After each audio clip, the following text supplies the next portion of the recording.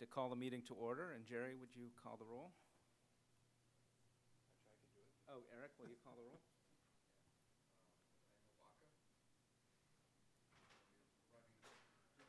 Here. Here. Here. Here. Here.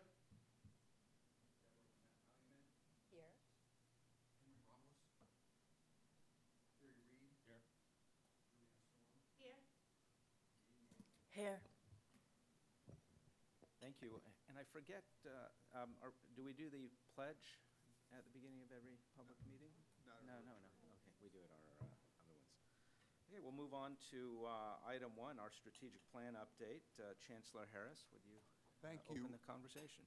Thank you very much, and welcome to all of you. Thank you for giving of your personal time on a Sunday. We genuinely appreciate this. Before we get into the items, just a couple of quick logistics. For those of you who have not yet checked in, we will take a mid-afternoon break to make sure that, excuse me, you can get in your rooms. Restrooms on this floor are opposite of this room under the staircase on the other side of the lobby. And I'm going to ask Steve to tell the board about just a very quick update of a law that changed which impacted this meeting. Yeah, that's great, Steve. Thanks. Just in last session, there was a bill was passed that required that all meetings be televised, and this was not the usual. Generally, we're under the Bagley-Keene Act, which is the act that applies to all state agencies that requires open meetings and such. This was a special bill that is applicable only to CSU and Community College Board of Governors. Not sure exactly how that came about. I think it had a lot more to do with CSU than the Board of Governors, but we got kind of lumped in. So going forward, not just our regular meetings, but also our retreats must be broadcast. Thanks, Steve. Who was the author of that bill? Oh, gosh. I'm sorry. I don't remember. Were the UCs already required to televise their meetings? No, and the UCs, never are required to do anything. They're always requested in these bills. They have their independent jurisdiction. Yeah. Thank you. And Steve, you can stay right there. Thank you for alerting us to that. So that's the camera in the back. That's right. And our mics are live.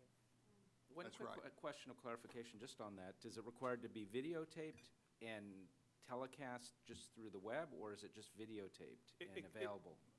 It can be through the web or by other means. It just needs to be broadcast somehow. And the way we make our video of our meetings available is through the 3C Media Solutions. Right.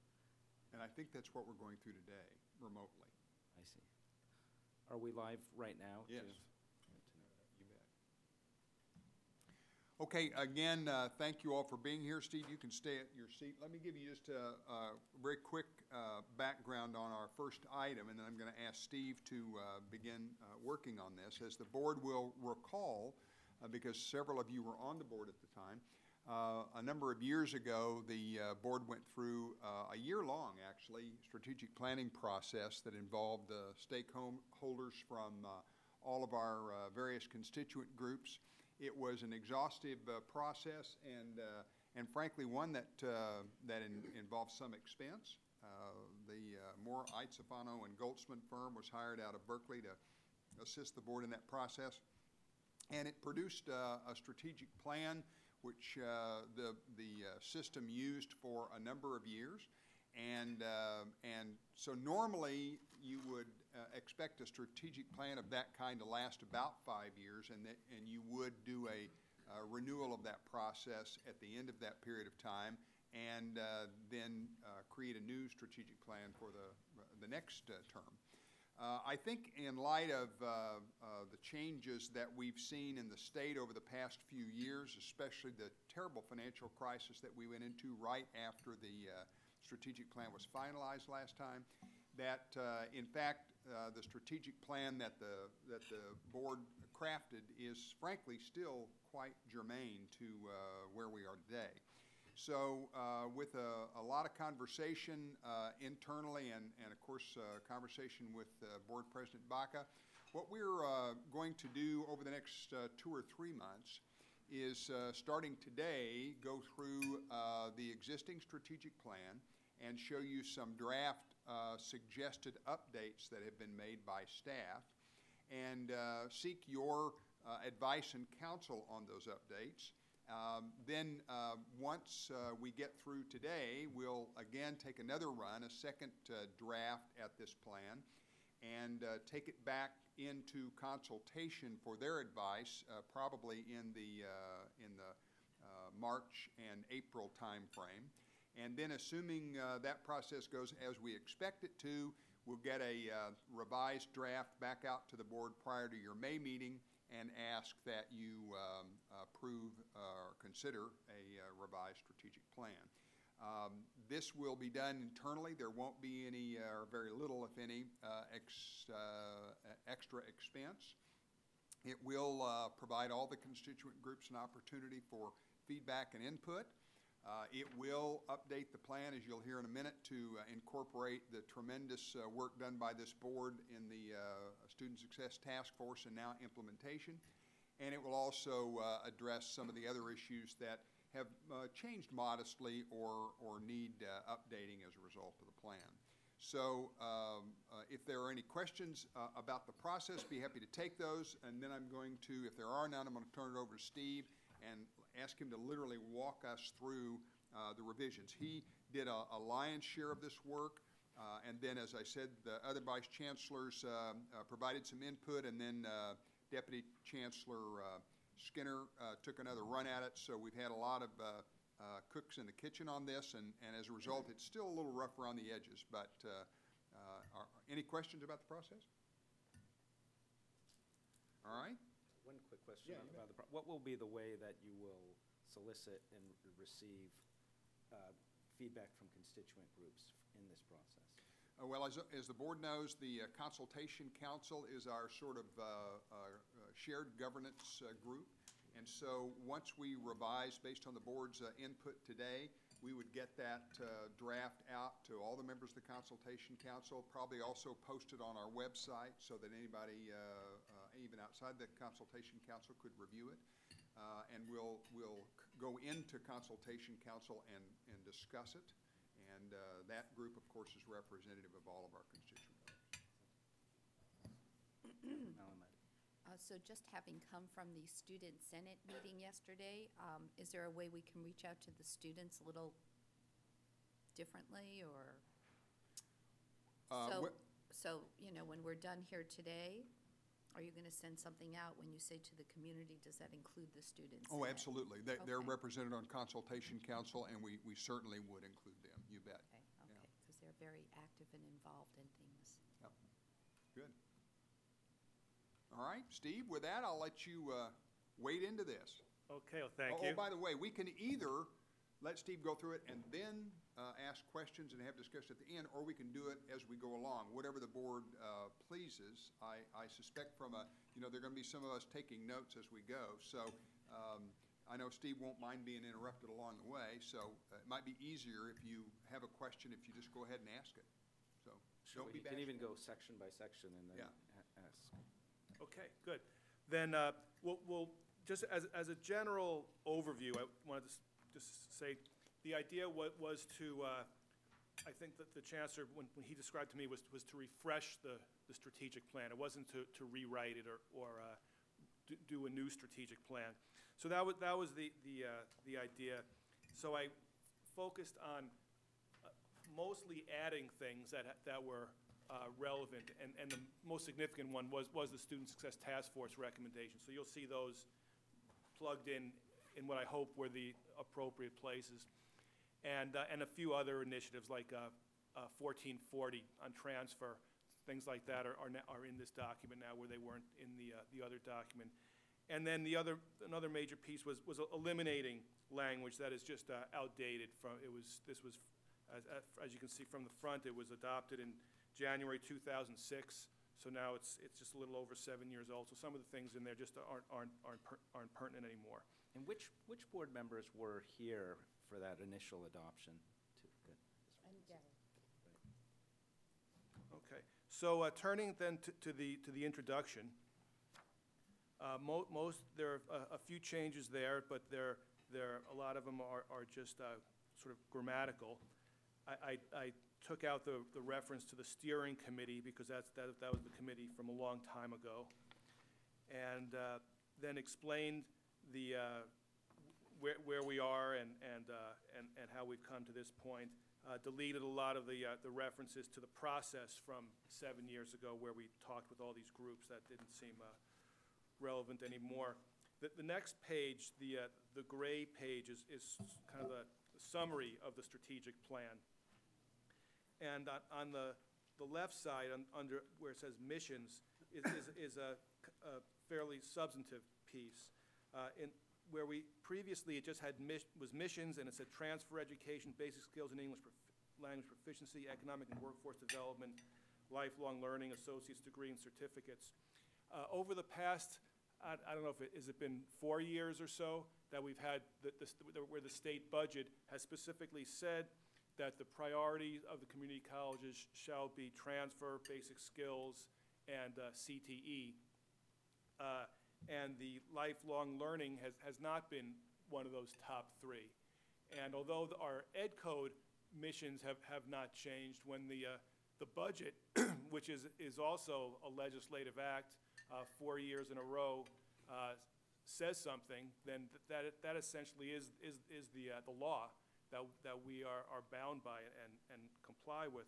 So therefore, the lifelong learning piece was put under other missions to recognize the fact that the legislature has specifically raised that point and indicated that we have 3 primary missions, and we've been sharing that message with the field over the past several years, so it was appropriate to have here in the plan. Steve, before you go on that point, I really would appreciate the board's feedback on this. You know, because it still is an ed code, we're uncomfortable taking it out. And in addition to that, some of our small rural colleges really need to continue to be able to do some of this simply because of the enrollment management tactics in those areas where they need to do some of this work in order to, fulfill their FTE cap, in order to make certain that they capitalize on their finances. So, I mean, it's not something we want to remove, but we certainly do have to acknowledge the legislature's de-emphasization of this. So, Member Belinsky. By having it in there, which I understand the purpose, I don't remember that much gets said about it in the strategic planning. So it's there just as a requirement, but that's not going to be the focus of the strategic plan. Any other member comments? I'll just make one comment. I like this as well because if it wasn't separated, it would seem equivalent to the other missions, and I appreciate that. Our primary mission is transfer basic skills and economic and workforce development. The one question I had too is should there be? I was just surprised to see is there a system to the order that they're listed there? I mean, they're not really alphabetical, and they're not, and I might put even economic and workforce development higher in a. That's a good question. Too. Yeah, I think it might be sort of the evolution of the ed code, which is it's not really meaningful at this point. It's more of a chronological evolution than a intentional or substantive evolution. But I think that might be how that plays out. That if you read the ed code, they kind of come up in that order. Thank you. Okay, then to the next page, the significant piece there is the addition of accreditation under D10. We didn't have an accreditation piece in the strategic plan previously, but it's proposed to be added here. Obviously, accreditation has become much more prominent over the past 7 years. And then the deletion at the bottom, E6, equity and district funding. There was this was really included included at the time in anticipation of a bill that was working its way through the legislature, SB 361, that changed our funding model. And with, now that is history, the equity in district funding, although as a concept is important, the specific language here is no longer relevant. And this we'll discuss this more as we come to that point in the plan.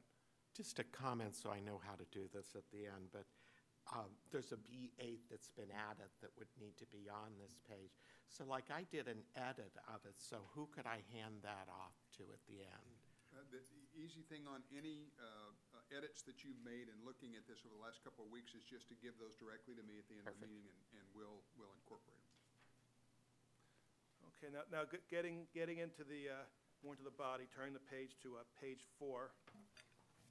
You can see that we deleted the sort of the old stuff about how the plan was adopted, and then there's a discussion on the Student Success Task Force. So that's most of what's on page 4.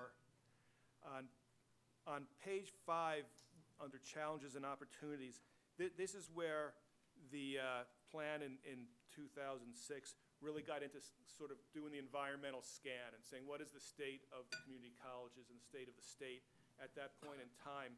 And this is an area that we haven't completed our work on the strategic plan. There's a lot of data points here that we weren't able to correct.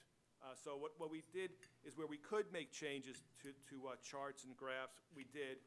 But in some places we struck things that were either we didn't have the information or the information really isn't available. In many cases, we relied on studies that were issued in 2002 or 2003 with various data points, and those studies were never updated. So the information has not been updated. In some cases, we are able to update it, but in other cases, we can't. So if you read through this very carefully, you will find some statements here that are not entirely accurate, because we didn't go through and correct all the numbers. So then continuing on, that's really the intent of this section is to provide the background for why the strategic plan was important, and it's still relevant, but a lot of the information has changed. Steve, I just want to underscore that we are updating some of the charts. We probably will be putting in some new information, perhaps even in some new studies that are germane. You want a strategic plan to have a backing or a basis in fact and evidence to support it. So you probably will see more additions in this in subsequent versions. Yeah. Just as a question, because it happens throughout, it references figures. Figure 7, figure 8, figure 9. Those are the things that for now we've taken out because Oh, we you've need to taken update them. them. Gotcha, thank you. And we didn't want to put bad information Gotcha. in the draft. Got it. Okay, then turning to page 8 and page 9, we continue with that, and on page 9, the longer edition there is drawn from the task force report. Then on the guiding framework on page 10, there's a follow-up on the lifelong learning. That's really more just a change in emphasis. Mm-hmm. Same thing on the next page.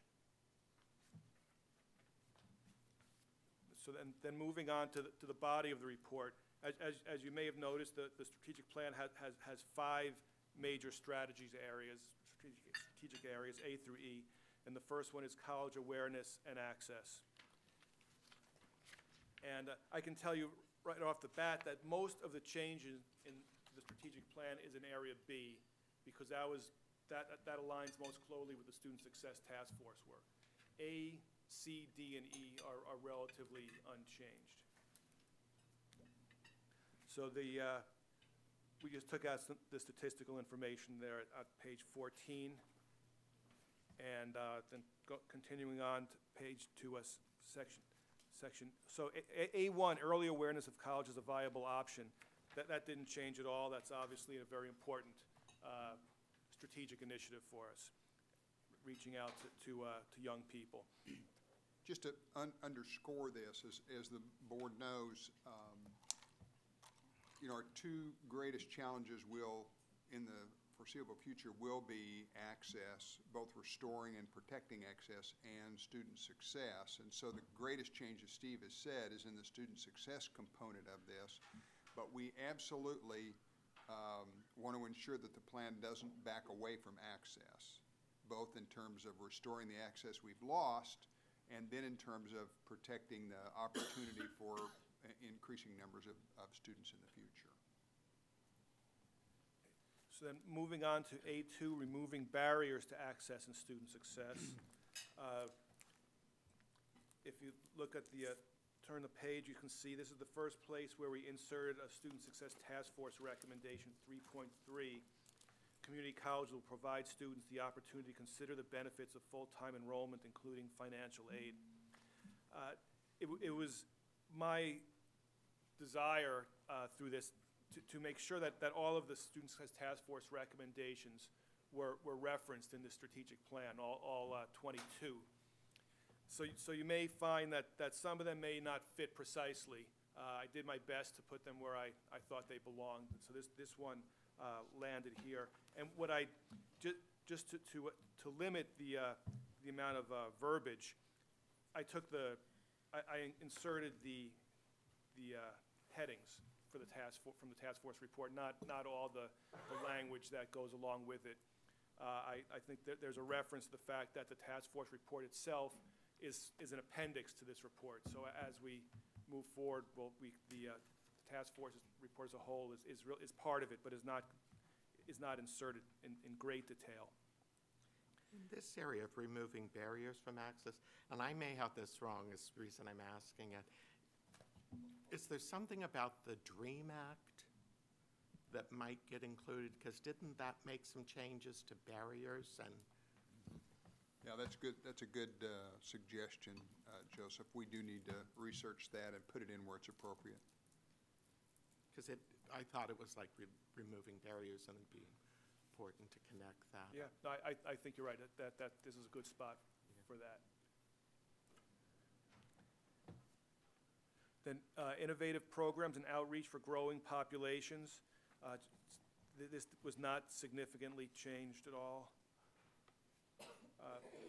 Moving on to A4, multiple delivery methods. At the time we did this in 2006, there was discussion of distance education. Obviously, there's been tremendous advances in the past 7 years. So we added a section under initiatives on page 20 for online education. Another thing here, and I don't have them with me, but there's some work, and they're going around and doing workshops that the RP group is doing, like with acceleration and a variety of other methods of providing different delivery methods that they're finding out that work to move students through the process in a better way. Now, are you referring to basic skills or online education? Sorry, just this multiple delivery methods Got in it. terms of what to focus on and things. Got it. They're actually coming to Berkeley City on Friday to talk about for a whole day, and they're going around the state.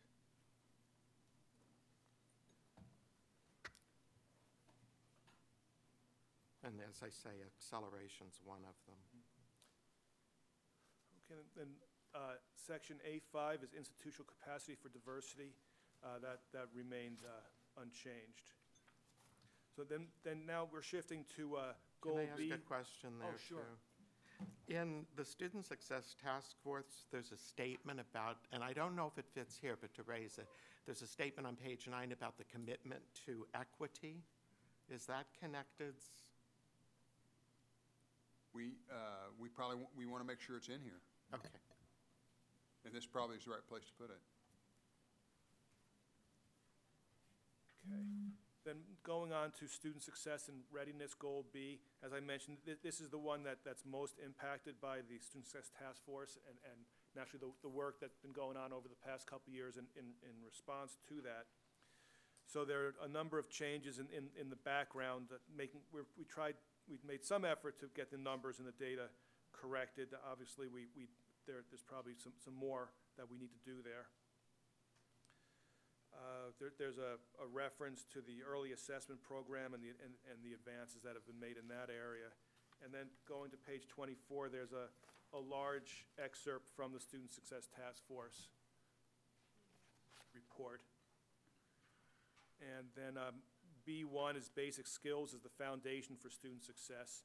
There's been a tremendous amount of work done on basic skills over the past several years.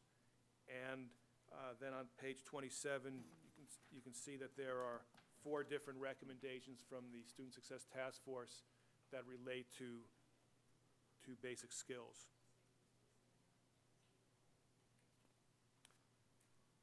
Page 28, assessment and placement. This was another area that received a great deal of attention in the Student Success Task Force work. And again, there are 4 recommendations included from the task force report. Can I ask a question, because I don't know if something's true on page 29, just because I'm not up to date maybe. In the second paragraph on the left side, it says new assessment software programs could provide an initial preparation profile. Do those exist?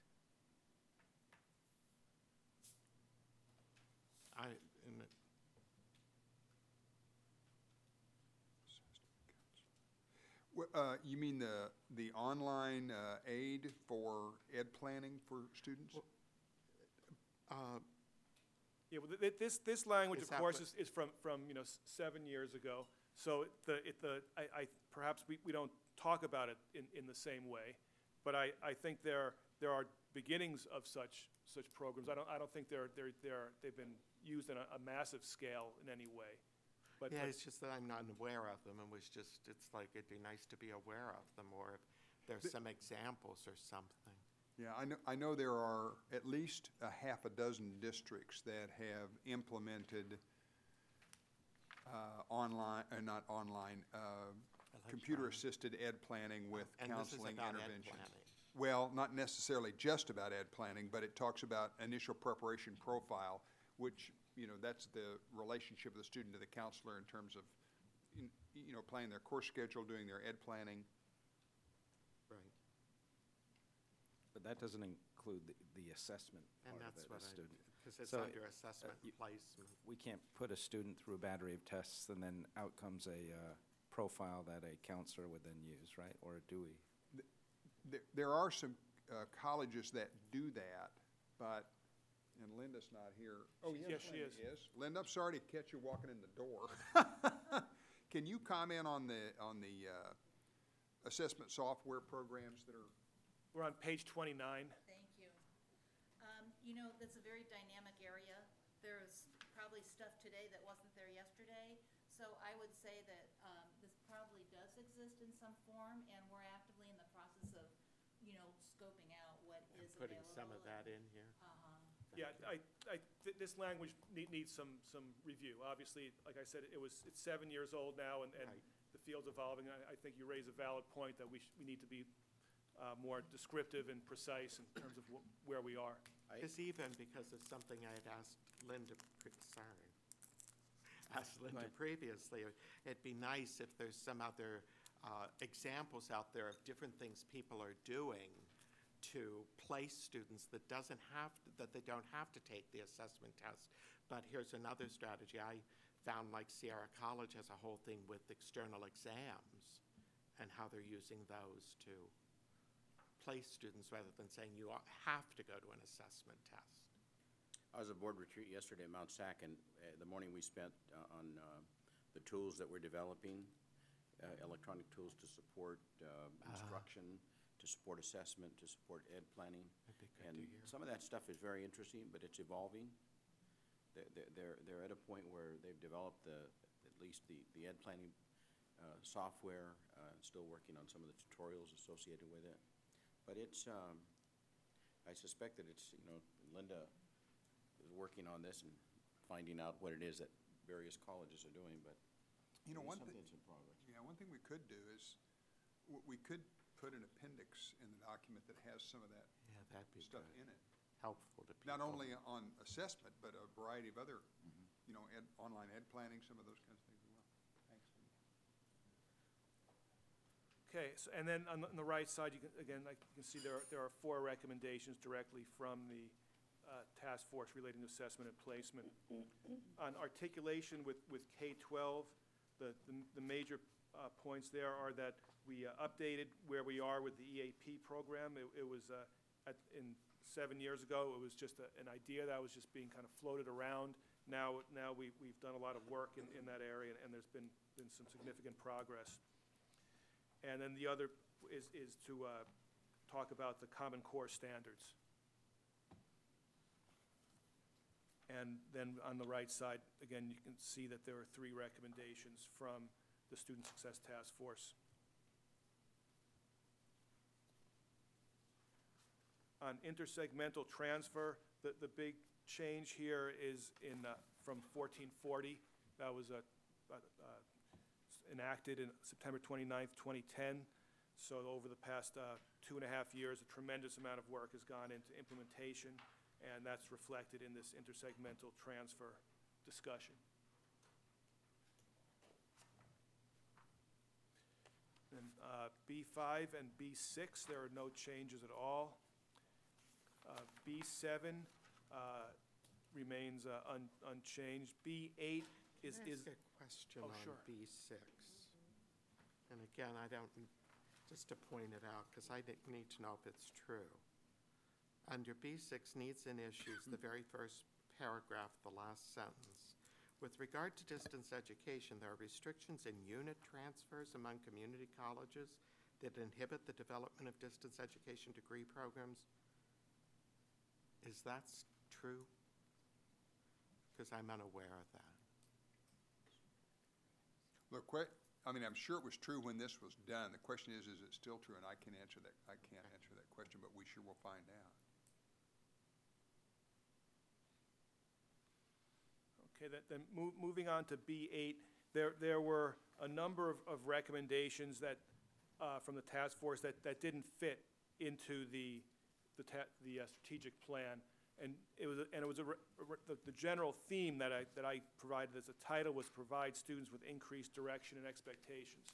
That was one of the major emphases of the Student Success Task Force, was that students do better with more direction, and that was not prevalent in 7 years ago. It's become more acceptable now. So these recommendations all go to that general theme.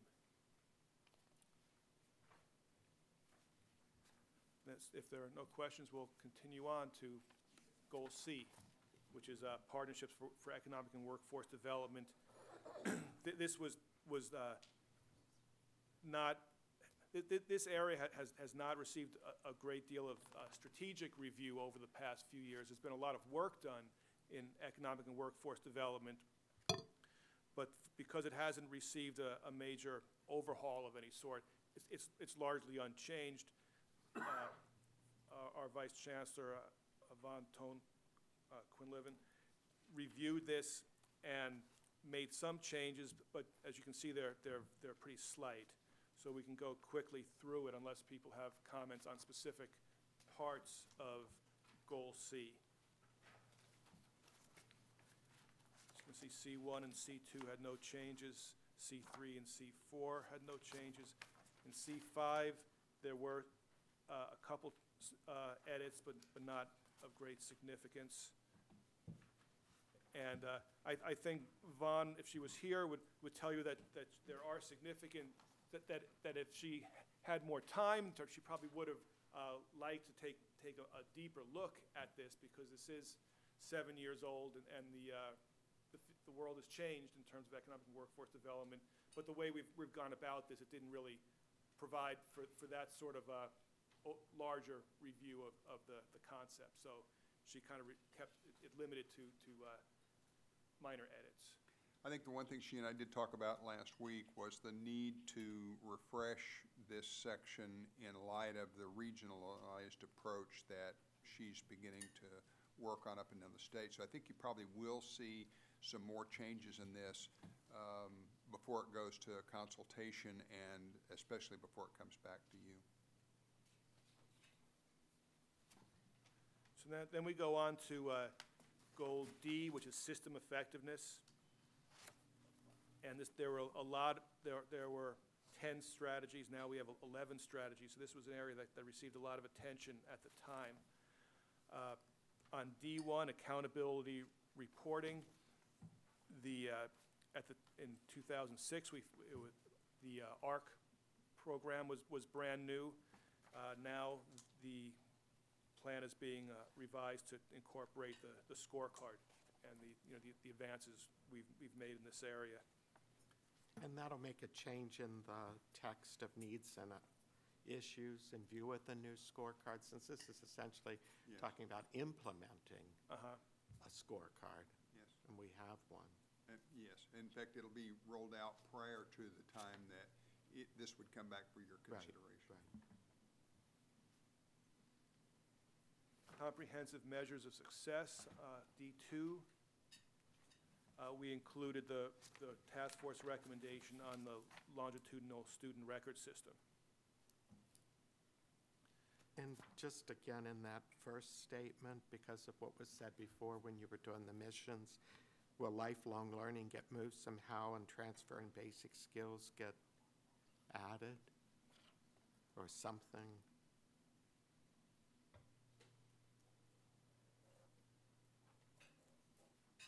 We will, yes, we can, Yeah, we need to soften that lifelong learning.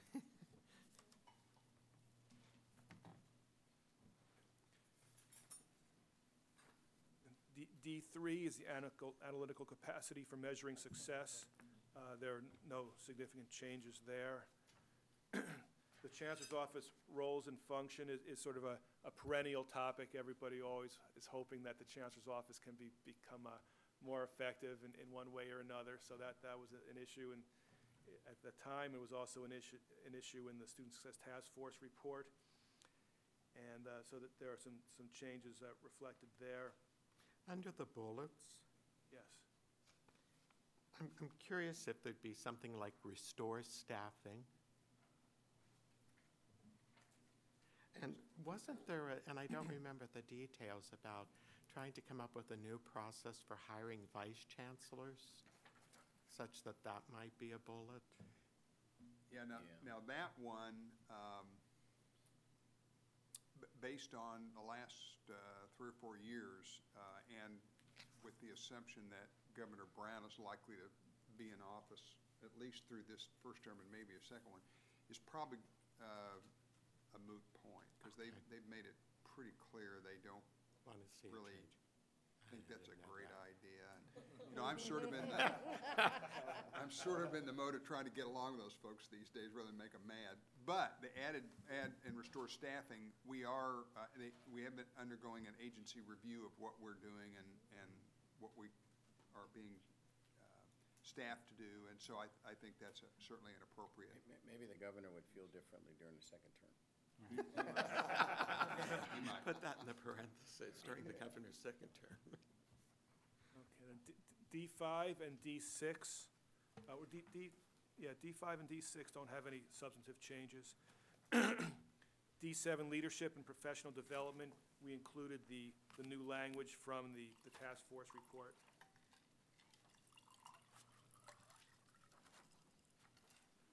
D8, oh, yeah. When you meant the task force, you're saying the Student Success Task Force or the Professional Development Task Force that's currently meeting? Well, I was referring to the Student Success Task Force. So are we going to incorporate anything from that task force recommendation to this? Or is the timing going to allow? That task force grows out of recommendation 6.1 and 6.2. It is the work group of those recommendations, so it flows out of this. Isn't that right, Linda? That flows out of that? Sorry, or Barry? Sorry, yes. And then D8 and D9 are unchanged. D10 is the new section that was added on accreditation. This is, everyone knows, a major concern. And this is, I don't know if you call it preliminary language, but this is something so that you have something in here on accreditation. This might change as we get further along in the process.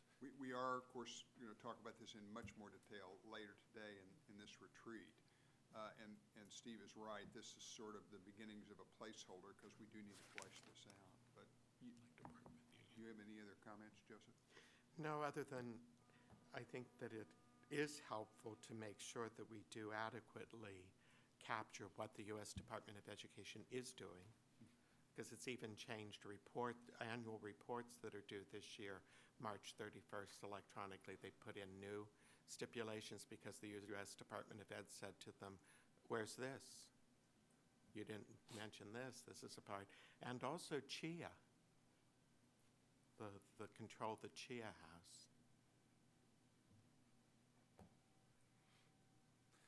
Okay, and then the last initiative in D is unchanged. So then moving on to resource development. In the first part, in the background, the last bit that was deleted there, the reference to the call for a new district funding model, that's what was achieved through SB 361. So that's no longer pertinent. I will tell you, however, the irony of the blood spilled in getting that done, and now the governor's proposal to go to outcomes-based funding. It is, it might, equalization might go out the back door with some new plan in the future, so it's always a moving target. Okay, then alignment of budget priorities with system strategic plan. This seems like an appropriate place to include the task force recommendation 8.2 about amending the Budget Act to provide for the Student Support Initiative. And then in E2, there were some changes that were recommended by the Foundation for California Community Colleges to reflect kind of where we are and the progress that has been made in these areas. And also in the insert on the right side, we point out the fundraising and the contributions from Irvine and Osher and so on. Just a question. Any place in here should Prop 30 be mentioned? It's just a question in my mind. We mentioned it in the beginning, but it's probably not a bad idea to put it in resource development too. Yeah, that would be the appropriate place for it.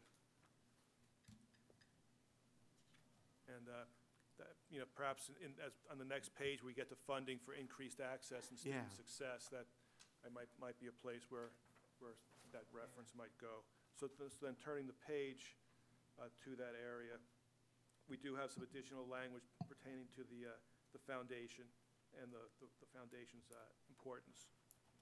And then funding for increased access and student success. I think that might be an appropriate place to talk about new funding streams like Prop 30.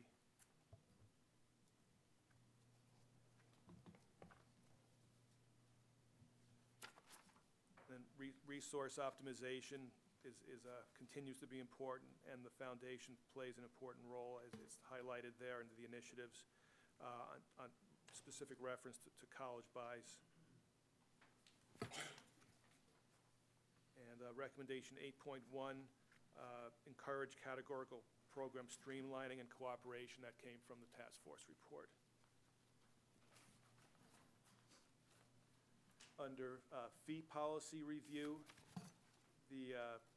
obviously continues to be an important issue. Our fees have over the past 7 years have continued with the pattern of unpredictable ups and downs, which is not what we were hoping for. So as we go forward, if we can get a more stable fee policy, that would be something we would be interested in.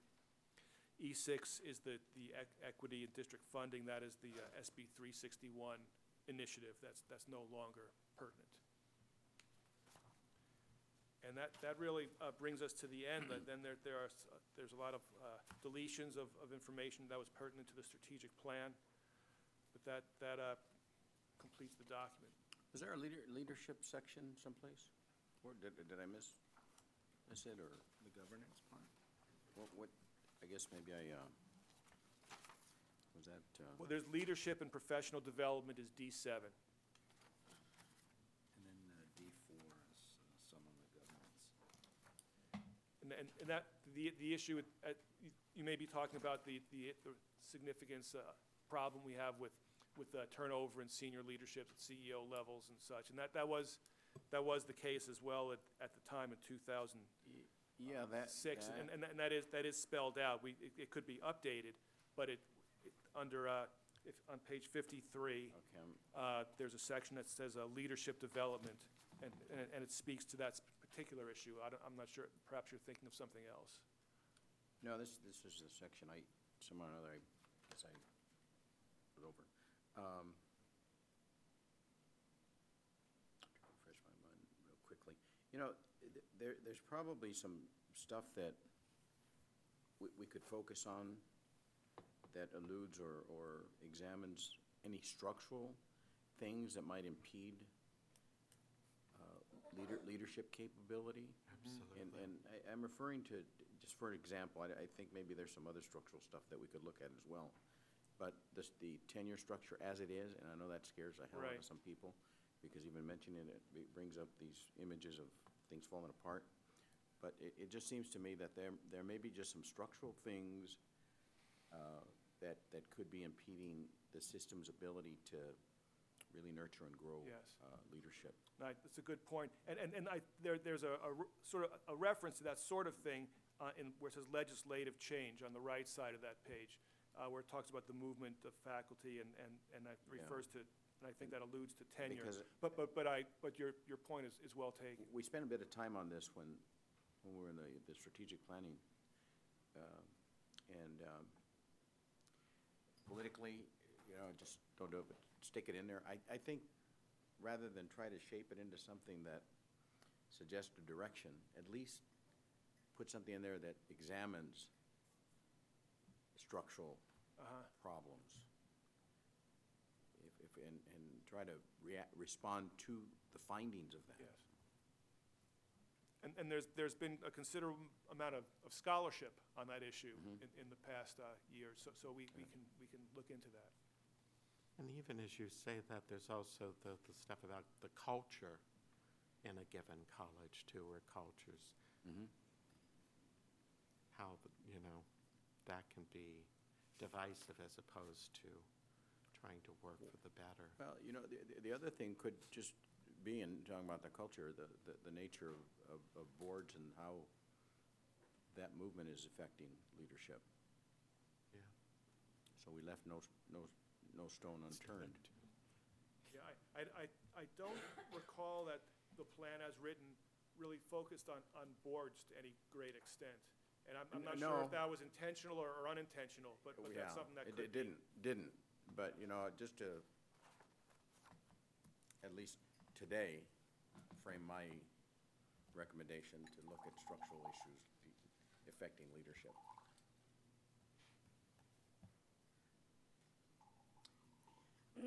So under B6, degrees and certificates, I'm just kind of wondering about our transfer degree.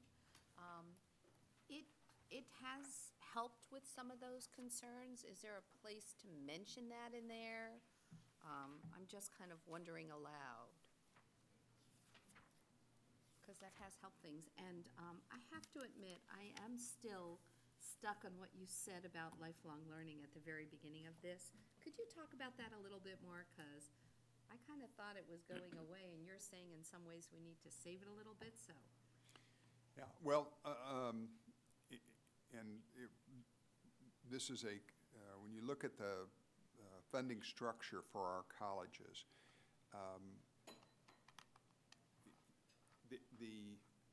what drives the financial bottom line of an urban college, especially a large one, and a very small rural institution are dramatically different. And so one of the things that if you're trying to operate a college, Redwoods or Feather River or someplace like that, managing your enrollment is really critical. If you don't get up to the enrollment cap, then you have a problem. So to just assume that we're going to take all of these lifelong learning courses out in Sacramento City makes some sense, because there's plenty of demand to back that up. But in Redwoods or in Shasta or in Tahoe, that may not be the case. And so I've been reluctant to draw a hard line, because you could push an institution to a point of financial jeopardy if you took away their ability to offer any credit lifelong learning if they're operating really close to the line.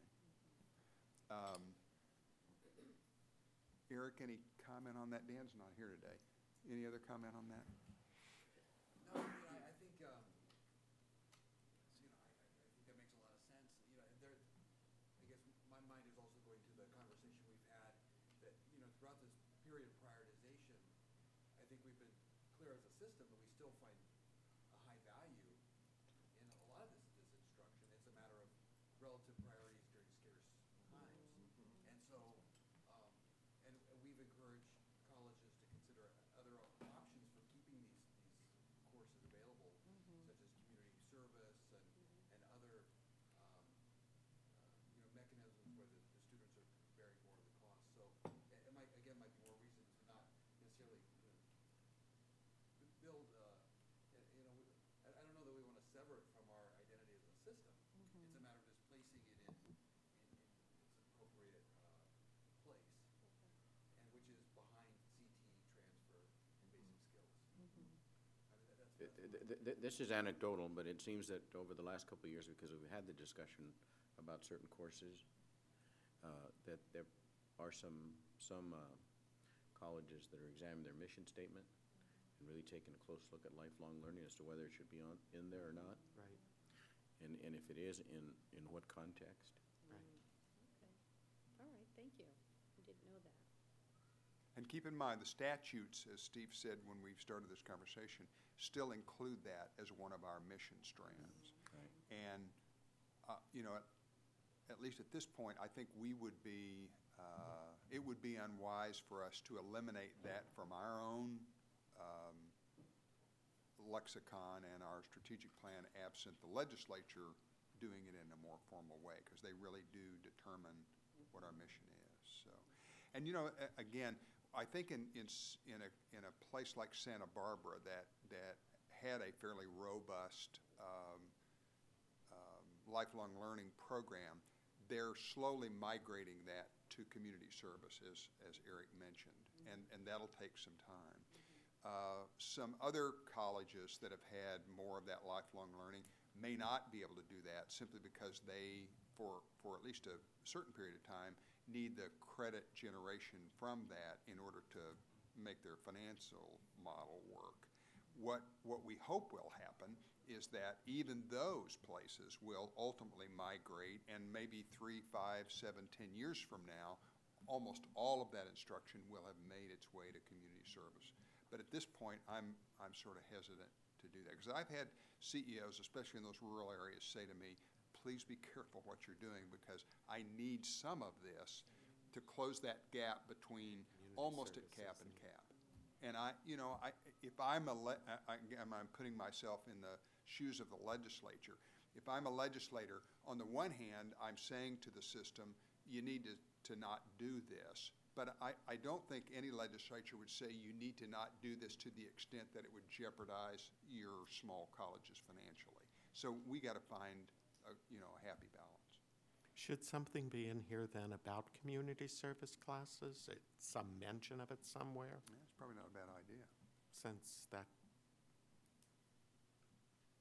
And I'll just kind of push it a little bit, and I love rural, but, do we have too many colleges? When we start talking about accreditation and needing people to do research, and they can't find faculty, staff, they can't fund it, are they too small? So I think that's a really critical question.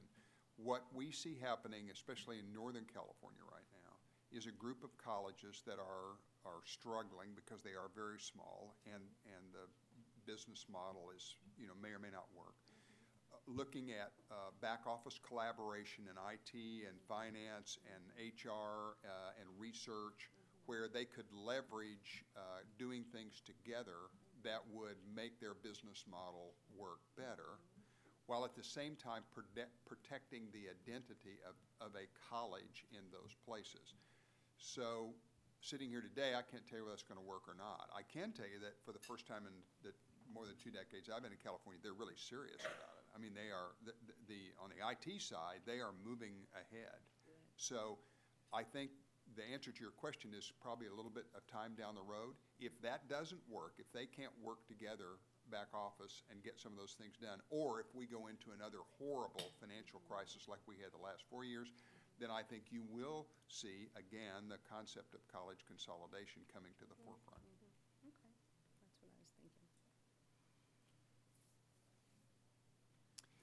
Okay, I think the obvious question for us before we leave this are there areas like community service that we just talked about, as with accreditation, are there areas that the board is on the board's radar screen that we haven't talked about that you think need to be addressed in this plan? You know, I'm sorry, go ahead. Well, we were talking about adult ed as having an impact on our system and the governor's budget and the like. I think we should address adult ed in some fashion. Yeah, that's really, in the last 2 weeks, has really risen as a much more serious proposal. So that's a very good point. You started to say something else. I was going to bring that up, so. You know, one of the things, the question I had going back to your earlier statement about these colleges, it seems like, and I don't know how this works exactly, but when you have a system where it's predetermined, like if you set up a center and then you have so many students and then the center becomes a college and so forth, and it seems to me that these automatic triggers should be looked at, because I know down in our area, and we're going to be visiting West Hills shortly, between West Hills and COS, they have colleges that are basically across the street from each other offering the same courses, competing with each other in rural areas, and neither one of them are being particularly successful. And I just think that whole structure that they can do this automatically needs to be addressed. I don't know if it's by the legislature or by someone like ourselves, but somewhere along the line this needs to be looked at. I agree. I know the board's aware, but with no more CPAC, some of the safeguards that were built into the system prior to that for just the sort of thing you're talking about are either gone or they've been moved. So it is a confusing area. Jeff, you want to bring? Well, one thing that, and I know that our president has been passionate on this issue, how are we addressing our system-wide commitment and priority for veterans? And is that reflected in this strategic plan? And Probably not adequately.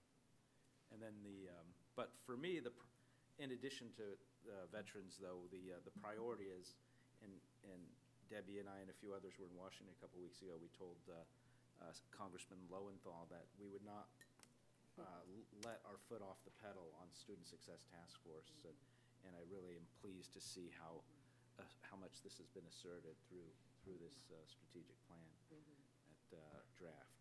So I'm glad to keep, because this will help ensure that will continue into the future.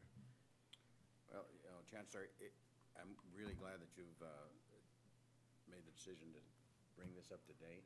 A lot of time and energy is put on it, and I know in some ways it seems like it was shelved, but I think some things did feed off of it initially. But I think using what folks spend a year developing and coming up with a fairly good product, and it's a bit dated now. I think bringing it up to date will help us and adds to the student success efforts. Yeah. Once this is finalized, because I don't know if this has been done in the past, but is there ever like some kind of an annual report card kind of thing of we've achieved these things from our planning, our strategic plan, just to kind of put the good word out there? I mean, we got one like from Mount Sac sent to us in the mail, and those things are really very engaging because it's like, well, wow, look at all the good, you know, and it's out there to the public.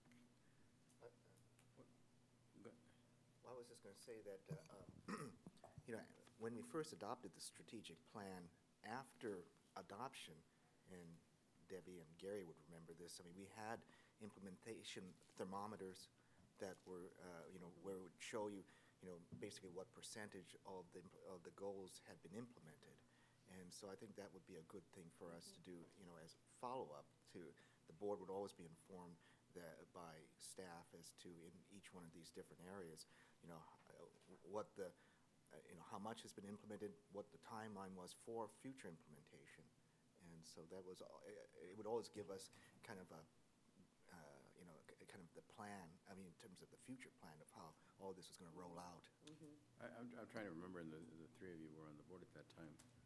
When you received it, approved it, did you move on one particular item? It seems to me that basic skills kind of hangs in there, but was it a conscious and follow-up decision? Do you recall on that? Well, I can speak to that if I could. Yeah, there was a major implementation effort when the strategic plan was approved, and for the next, I'd say, 2 or 3 years, a lot of time and effort was put into it. I think it dwindled over time, part as we had changes in leadership at the Chancellor's office. But there was a process put in place, and in fact, we had a quarterly update reports that went out, somewhat similar to what we're doing with the Student Success Task Force now. So there was a whole structure at the time. Yeah, well, there was a follow-up group of folks that spent time on that, but was there something that could be pointed to specifically associated with the approval of the strategic plan? Talking about were there accomplishments subsequent to Well, Well, there were, yes, there were some, and some of them we sort of knew they were coming, so we kind of put them in. For example, the equity and funding, that was accomplished. The bill was passed, or the ARC report that was established, Okay, and there were others that were not quite so tangible. And yeah, as we achieved success, they were reported out, but it was sort of an ongoing process that frankly petered out over time.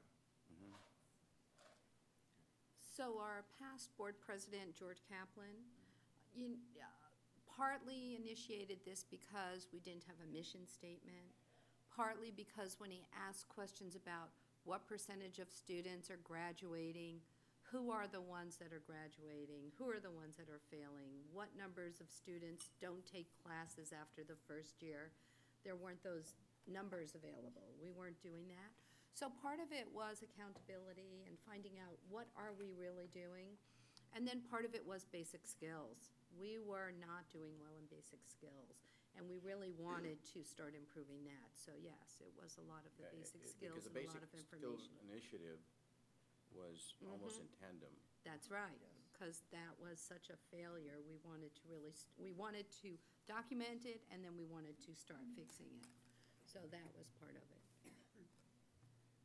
So my hope is that once, if we are able to consolidate this feedback and get from the constituent groups in May, we will be able to adopt it and then do it in a very public way, that the system has adopted a roadmap for the future that takes into consideration all the challenges that we've anticipated, and that Paul, or under whose direct jurisdiction, makes it very clear, and then we come back to it at least once a year to hold ourselves accountable for progress. Well, yeah, actually, the goals that are being done by the individual vice chancellors that feed up into the ones that I present to you annually will be driven by this document. So you'll get actually 2 times a year, a mid-year and a year-end update that ought to be able to track back to this document. And then just to recap on the veterans thing, so I assume you'll come, and the other suggestions, the chancellor's office will come back, incorporate those things, review if there's specific language or initiatives that might need to be reviewed in advance. We've got a president can be consulted on that. Yep. And Member Belinsky on other issues. And then by the May meeting, we'll see a lot of that incorporated. You will, and we, as you know, we got you this draft only about 7 or 8 days prior to the meeting. What we hope to do is be able to go in March and in April to the Consultation Council, and then soon after that, April Consultation Council be able to get a document to the board, hopefully a couple of weeks in advance of your meeting, so you have plenty of time to look it over. I did just want to mention one thing on page 25. You know, I said we failed in doing our basic skills, but if you look at those numbers, you know, that are in red on that page, you know, it's not just us, it was our students coming to us. I mean, those numbers worsened over time. Yeah. So, you know, it wasn't just us failing, it was just us assessing, you know, what is going on when they come to us and how can we respond. So, yeah, that's kind of a surprise. As she says that, I was wondering, you know how there's these little side stories? Whether one of them could be that Long Beach City College program Pathways. that we saw in November. Because of the real effort to build with the high school to move those students into Long Beach.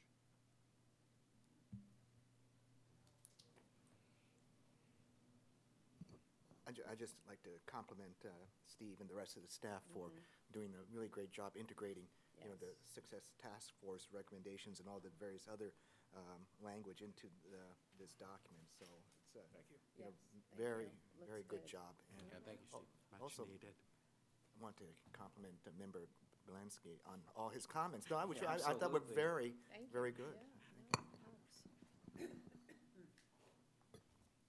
Okay, Steve, thanks a lot, and all the vice chancellors who worked on that, thank you very much. Appreciate it. I'm going to hand the thing to him. Be careful what you wish for. What color shirt are you wearing tomorrow? I'm going to try and coordinate. Okay, we'll move on to the student success. Questions, Chancellor? Thank you. I'm going to introduce Patrick in a moment, but it's interesting that we just talked about accountability, because this next section will give you an idea about how serious we are about accountability in this regard. I know the board recalls that 2 of the recommendations of the task force have to do with the report card on reporting how we're doing college by college and system-wide. And then another on setting goals as a system and then encouraging colleges to do likewise.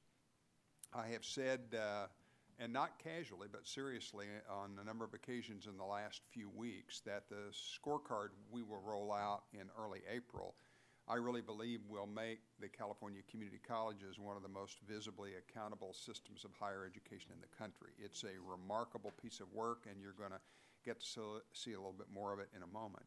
But it, in and of itself, isn't any good if we don't then set goals to make things better and monitor our progress toward meeting those goals.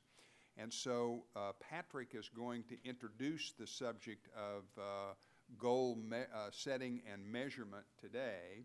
And then, again, what we'll do with consultation in some of the next couple of meetings is we'll talk with consultation about system-wide goals.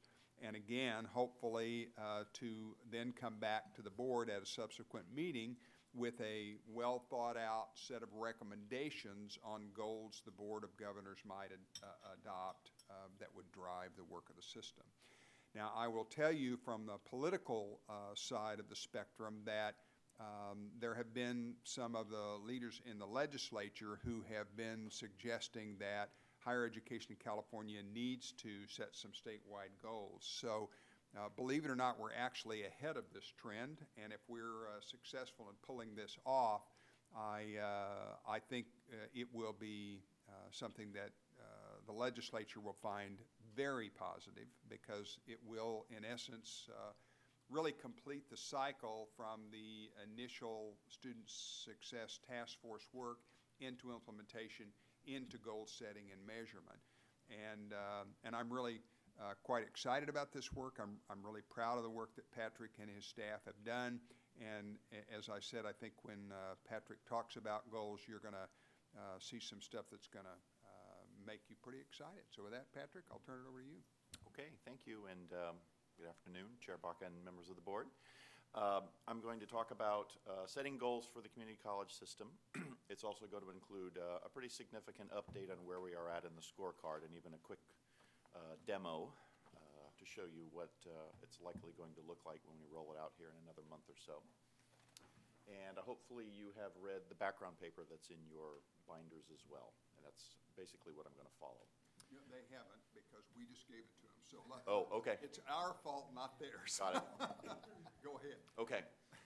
So a little background on this, and some memories for some of you, I think. We've had two notable prior accountability efforts in our past, going all the way back to the mid to late 90s. That was the Partnership for Excellence. Some of you may remember that. That was specifically tied to extra funding that the system received at the time.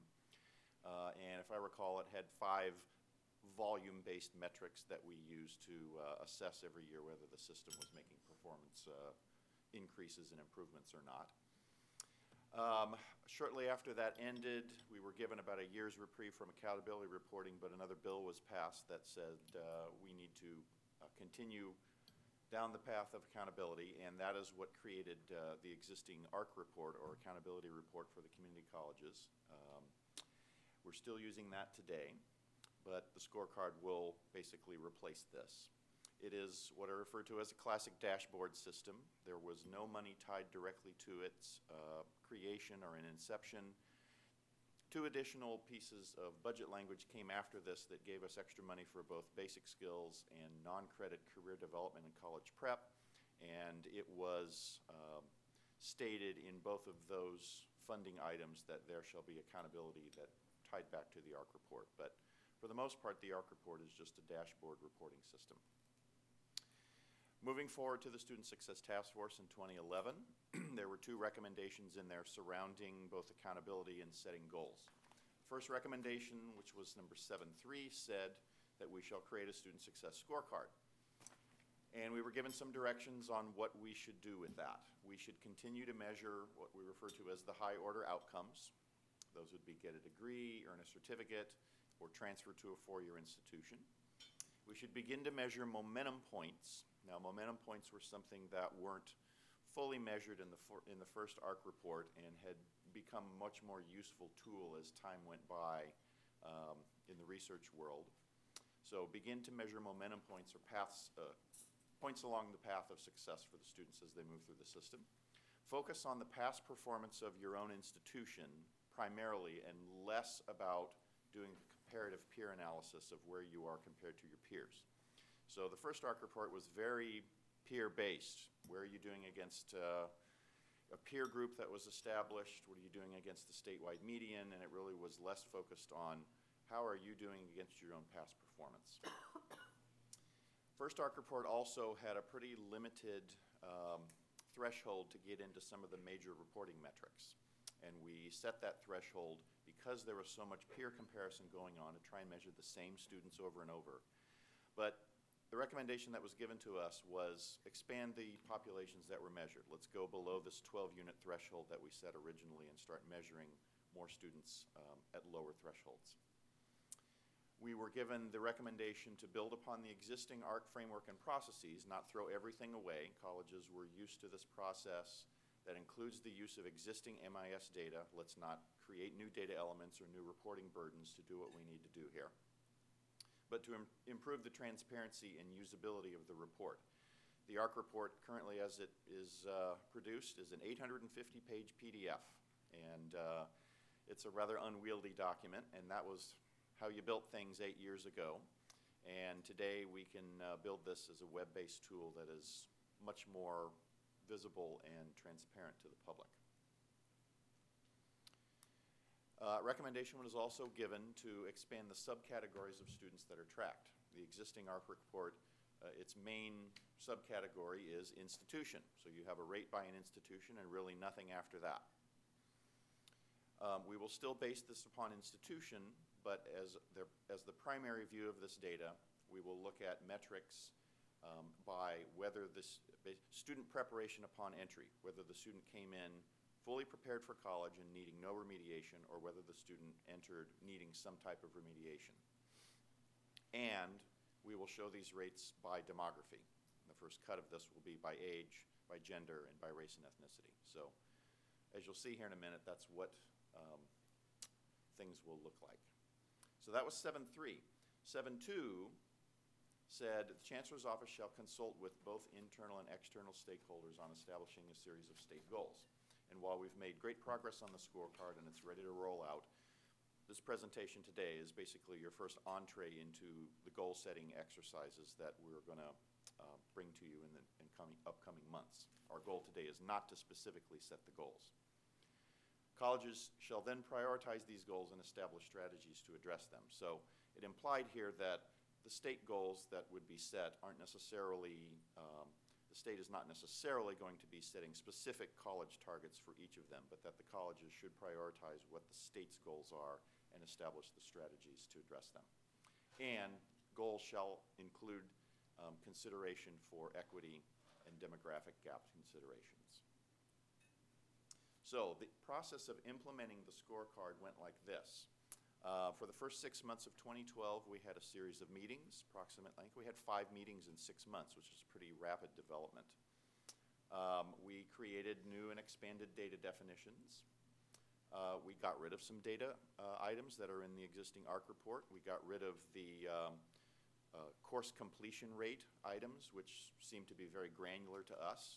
We got rid of some of the data definitions that were just what we call move-up rates. Somebody completes one class and then attempts or completes a level higher class. We refined the focus to final outcomes and just significant momentum points.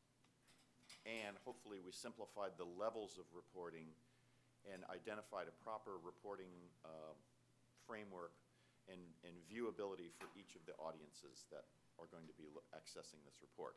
This is what we call the reporting pyramid, and there's 4 levels to this, and I think I've brought this to the board before, but I'll review it. Every year on top of this reporting pyramid is a very high aggregated report called State of the System. This will not be broken down by campus, but it'll be all of the scorecard metrics aggregated all the way up to the state level. It will be used for policy making, it will be used for the Board of Governors, probably be used for public and press purposes, and to a certain extent researchers would use that too. The next layer is the actual scorecard layer, broken down by campus, broken down by single demographic, remedial, non-remedial, by rate, or gender, ethnicity, age group. This is where the 6 metrics will reside. It will be web-based. Next layer down is what we call the data mart layer. This is where people will be able to do kind of a more granular cross-tabbing, so a particular rate by all 3 of these things, gender, ethnicity, age group, probably used for a more research audience, but will allow some pretty good drill downs. And then finally, the final layer is what we call the data on demand layer. This will be the actual student unit records that were used to create all of the metrics in the scorecard will be downloadable to the campus so that they can take it and do more slicing and dicing with it, load it up into their own local data analysis programs, cross-match it, do local program evaluations, things like that. So many layers of reporting now.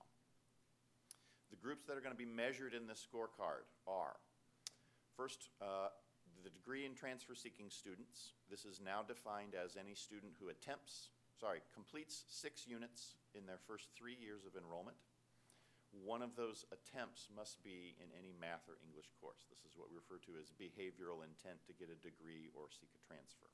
This is down from the 12 units, and it is also a lowered threshold for getting in the cohort. It used to be you had to attempt a degree applicable or transferable math or English course. So we're adding a wider swath of this group in.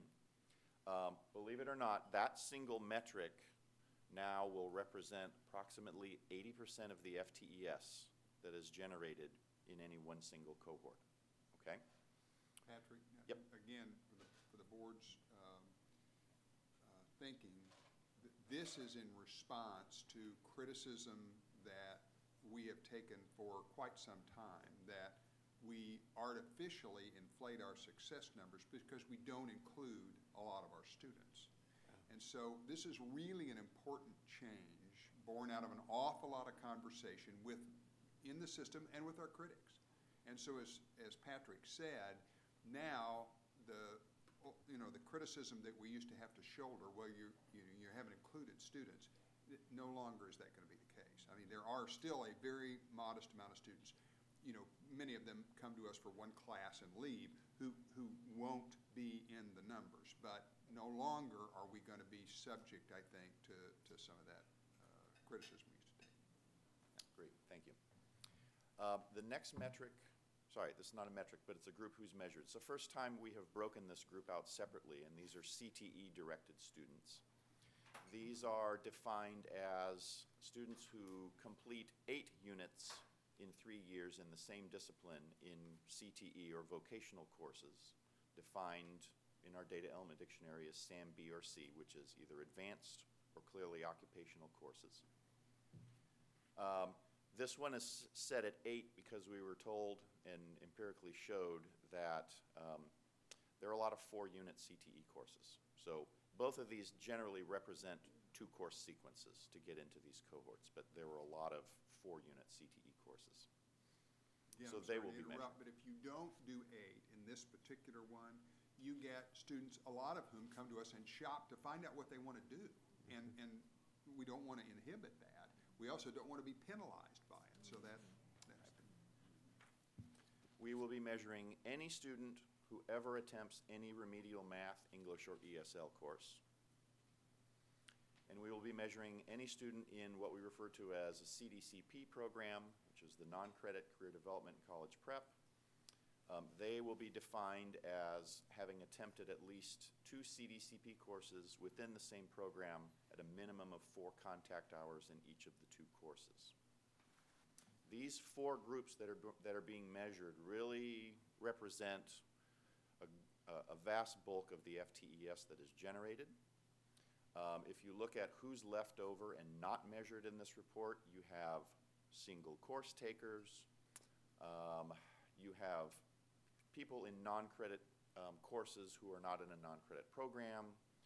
You might have the occasional CSU student who drops in for 1 course here or there, and you have anybody who never ever attempts a math or an English or an ESL course. So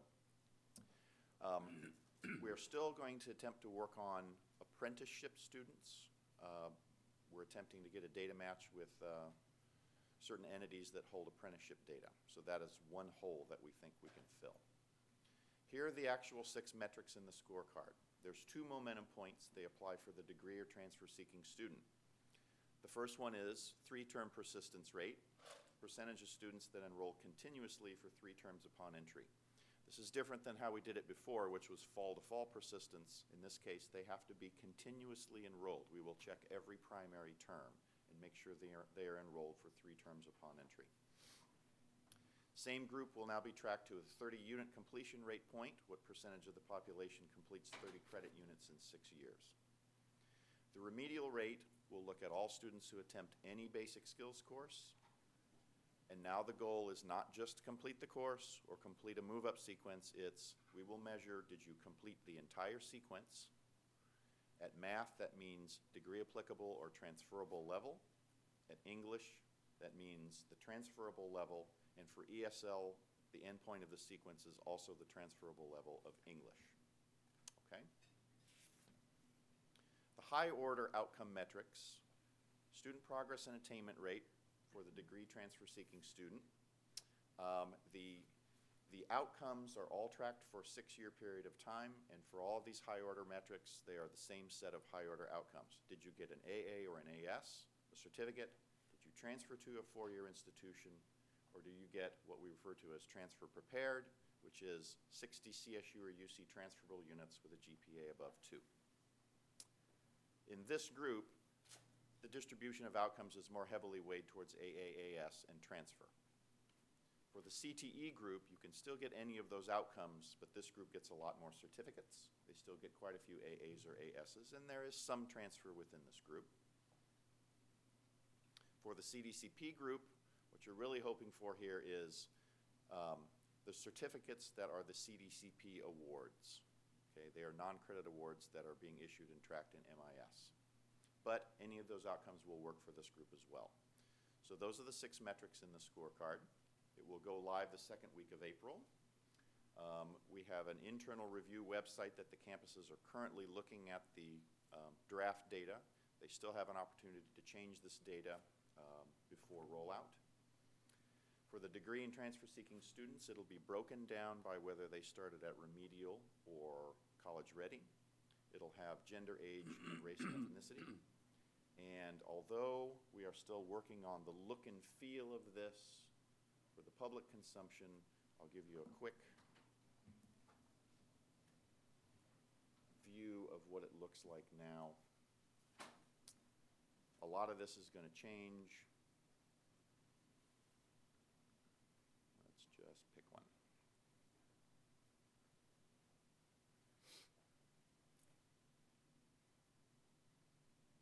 Okay. So it's going to start with a profile page. It's going to show you, and it's probably hard for you to see here, but total number of students, breakdown of the student demography profile for this campus. Over on the right, how many FTES at this campus? How many course sections did this campus put on in a particular year? Median section size, full-time faculty obligation number, and hopefully soon to be a metric on the student-to-counselor ratio, which the system is still working on. The metrics here are across the top. Just a second, Patrick. Yes. Now, keep in mind how much transparency there's going to be here. These are questions people have been asking for years and years and years and complaining that we would never tell them. And now it's going to be right there on the website where people can go and pull up their favorite college and they can run right in there and find out these numbers. Go ahead, Patrick. Okay. Here's the view for one of the momentum points. This is the 3-term persistence rate. You've got an overall rate sitting there as your primary number, and then you've got your first breakdown, a prepared rate and a remedial rate. You've got it broken down by gender, age, and ethnicity. Probably a little hard to see. We've got some bar charts that roll in there, but it actually prints out pretty nicely. In this case, you can see that the remedial students have a higher 3-term persistence rate. If you go to the 30 units rate, that's where things begin to change. I think the view of prepared versus remedial is going to be one of the most enlightening things about this particular report. And here's the high order outcome for the same group, percent who got a degree, certificate, or transfer within 6 years. The overall rate's right around 47, but the difference between the fully prepared and the remedial rate becomes drastic when you get to that level of outcome. I have a question. Yes. So, let's say I'm 40, that college I'm looking at, and I need to go back to school to study, to change. Can you do that graph with me? Like if I'm 40 and I'm a white male, and is that what I'm looking at? You know, what are the odds of me graduating from that school? I wouldn't say odds, but Percentage? Percentage who actually did for this particular cohort. That's correct. In this case, 47.3% of females got that outcome within 6 years. 31% of people aged 25 to 49 did. Okay? So if I'm in a neighborhood that I have a few colleges, I can go on the computer, look at my age, my background, and see who has the higher percentage of getting it. Okay, that's great. If I could, before you leave, across the top, I want to, Patrick said it, but I want to call your attention to those numbers. That first number is the blended rate. That means the success of students in that institution overall was that just less than half completed one of those success criteria in a 6-year period of time. The second number is if you came to us as a college student, ready to go to college, then you had a better than 70% chance of succeeding in that 6-year period of time. And then you see what it means if you came unprepared to go to college. So again, I said when we started talking about this earlier, there'll be some good and some bad news in this. This is a really important point the public in California need to understand. What you will also find, digging in this, is that unfortunately, only 23% of the students that come to our colleges fall into that second category. 77% of them fall into the third category. So when we take heat about our students not being able to succeed, we need to help people understand what that means. That if they come to Redwoods College as a college student, then I don't know which college you've got pulled up. This one is Cabrillo. Then you got a really good chance, because keep in mind, in that 30% that's not succeeding, some of those people, I hate to say it, but their lives changed, and so they left college for very good reasons, well beyond our control. Also wanted to point out here the 2 buttons on the bottom. You can print this out in a nice paper version that shows the current year's outcome, but there's also an option here of printing a 5-year historical, and it actually brings a spreadsheet up. Remember when I spoke of comparison against your past history? Here's the completion rates for all of those metrics and all of those subcategories in a 5-year historical view.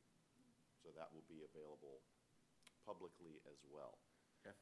So, well, Gary just asked me a question. He said, what if a college didn't want to share this data? And this is all, this data is all required for a district.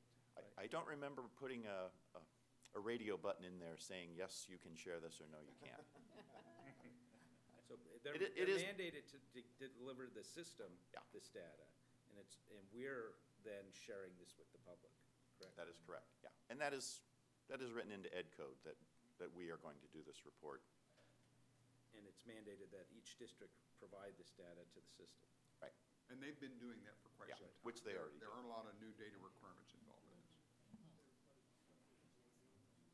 The other thing, just from the private university world too, that 70%, the best private universities have upper 80s in a 4-year or 6-year graduation rate. So when our colleges are in the 70s with college-prepared students, we're doing quite well for we're not that far below what the best private universities and others are doing. In fact, I would also argue that our faculty are working miracles with the ones that come to us that aren't college prepared. A lot of people say, oh, it's horrible that only half your students succeed. Well, the other way to look at that is, were it not for the work our faculty is doing, those half wouldn't succeed. I mean, when you consider how chronically underfunded we are, these data are remarkable. I also wanted to point out that the requirement for the annual evaluation of these numbers will continue to be required to go to every local board of trustees every year. And we do collect the minutes of those interactions, so that is still on the books. So that is a preview of the scorecard. That is background to the secondary part of the conversation, which is setting of system goals, which is something that the board has, to my recollection, never really done. The starting point, I think, for this conversation is whether we could... A couple of questions Sorry. now. Go ahead. Because my questions might be more appropriate to what you've already presented. Okay. But can you say again, what exactly is going live in April? What is that exactly? It will be a website, not unlike what we just saw here, with no password protection on it. And it will be very visible from the Chancellor's Office website. We will continue to work on filling out the other parts of that reporting pyramid. The top level, the State of the System report, it may be another month or two before that gets completely out. The other layers, the data on demand layer will certainly be there, and probably most of the data mart layer will be there. Okay, so the new data mart, or the new scorecard will Correct. be, and how will that be announced so that it's a widely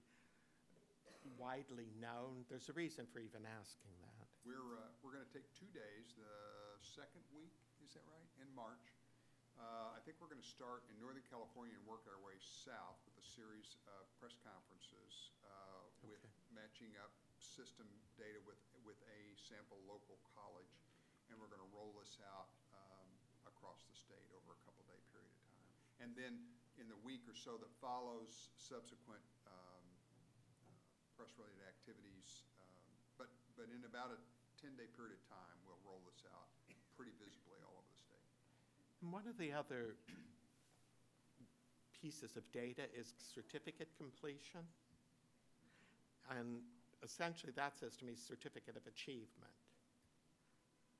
No, in this case, we're referring to non-associate's degrees that are of less than 2 years in length. So we track these, frequently they're 1-year programs, or they can be all the way down to 12 and 18 unit programs. Yeah, and that's the They are part of my awards. question, because what about all these colleges and districts when they were allowed to create 12 units or less certificates of proficiency?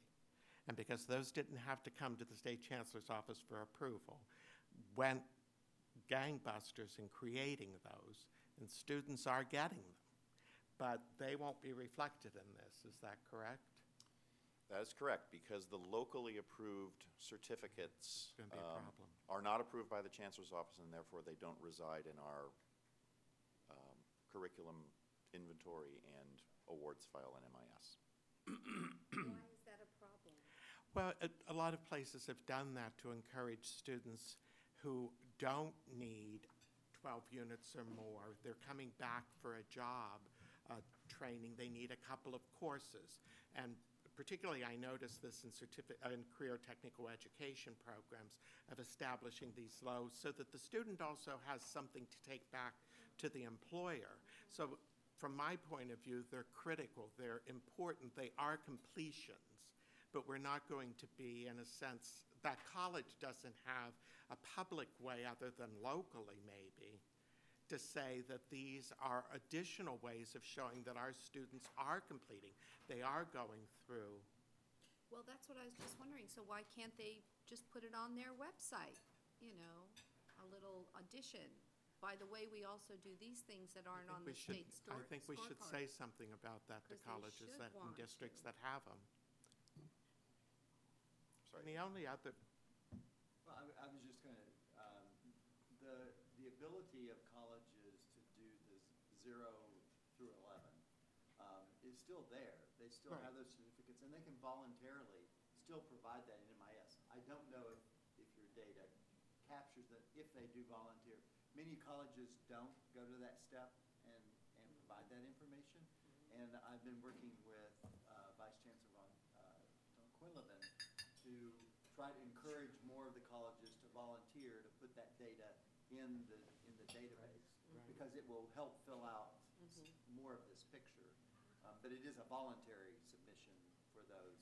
Some colleges do a really good job of doing that, and some colleges don't report any of that out. I think we need to encourage them to do Right. it in a bigger way. So, And the only other, that's okay, go ahead, finish. I was just going to say one other thing, and I would think that Barry would be better able to speak to it, but some of this goals and metrics and achieving a certain strategy or whatever is now something the Department of Education is requiring colleges to set and show. Right, the Department of Education has put on the backs of the accreditors the checking on the academic quality issue that's going on campuses, and seeing if campuses are reporting their data to the public about just the very thing you were just, the example you were giving.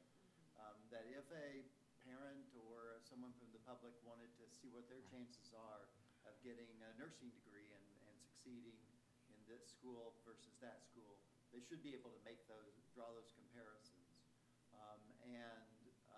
Across the nation, people are struggling with this. This is relatively new. It just came out late last year from the Department of Education that they're looking for this. Could you say which, was it state or federal department? It's federal. Okay. Yeah, the Federal Department of Education. So one advantage now that California will have is the California community colleges will have this automatic place.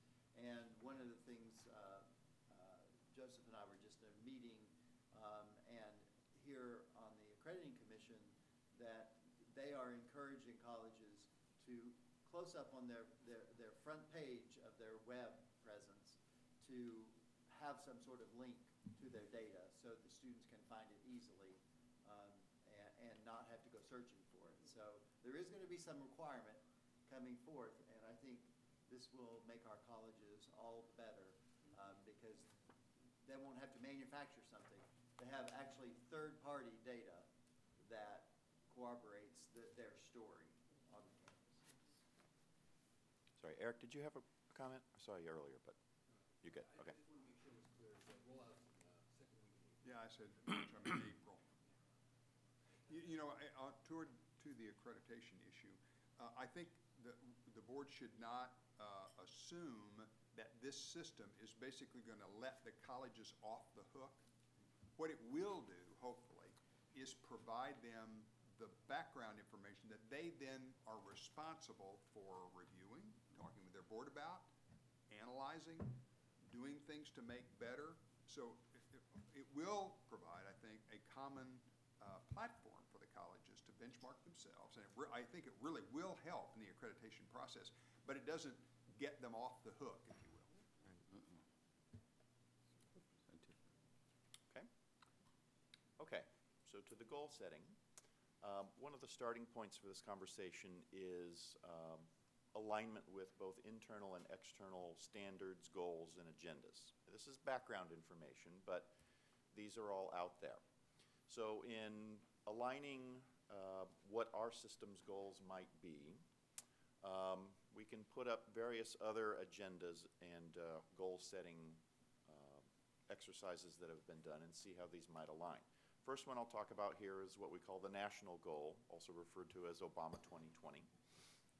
And that goal is based upon the desire to have the United States once again, have the highest percentage of college graduates in the world. If you look at America's has slid down below a number of developed nations in this particular metric. The estimate here is for approximately 8 million more degrees over current output between now and 2020. That would be a 50% increase over how many degrees and certificates are produced in the United States at this time. It does not address certificates and transfers as a part of its output. It actually addresses bachelor's degrees and associate's degrees at its lower level. So this 8 million more doesn't cover a decent chunk of the things that we actually consider as high-order outcomes, certificates and transfers. But nonetheless, it is a good frame of reference. Second one here I'll talk about is what we call a state goal or agenda regarding completion. California is currently 28th in the nation in the percentage of its 25 to 34-year-old population that has at least an associate's degree. This is a number that is derived off of census.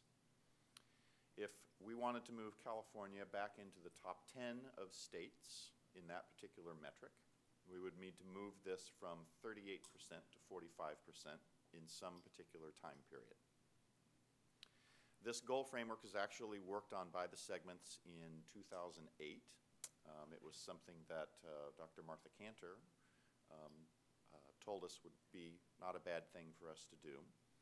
The segments did a lot of the work in concert with WestEd and came up with this particular framework and actually set a series of goals, but it was never implemented, and we actually never broke it down by specific targets for each segment, CSU and UC and us. But the document still does exist, and it is another piece of alignment that we could look at. Third piece here is what we call workforce demand agenda. A Georgetown Center authored by a gentleman named Anthony Carnevale did a California workforce demand projection that said by 2018, 2/3 of all job openings will require some post-secondary education in our state. And it's actually a pretty high number when you look at all 50 states. At a current national output, demand outstrips supply by about 300,000 per year or 3 million in 10 years. Now, the Obama goal actually was 8 million in 10 years, and in this case, it's 3 million in 10 years. So you already have a divergence between these two particular things. One is got an aspirational base, and this one is based upon here's what we specifically think this workforce is going to need in this time frame. So that's another piece of data. And we have a system agenda here for creation of an equity goal. This has always been a system goal. And basically states that the populations that are earning the high order outcomes in our system should be in parity with the populations that access our system. So, the scorecard itself can be used to model our future outputs. You can use it to do what-if scenarios. What would happen if we increased access, if we kept the same rate of success? What happens if we improve our success at the same access rate? What would happen if we do both? And hopefully you can see this, maybe not.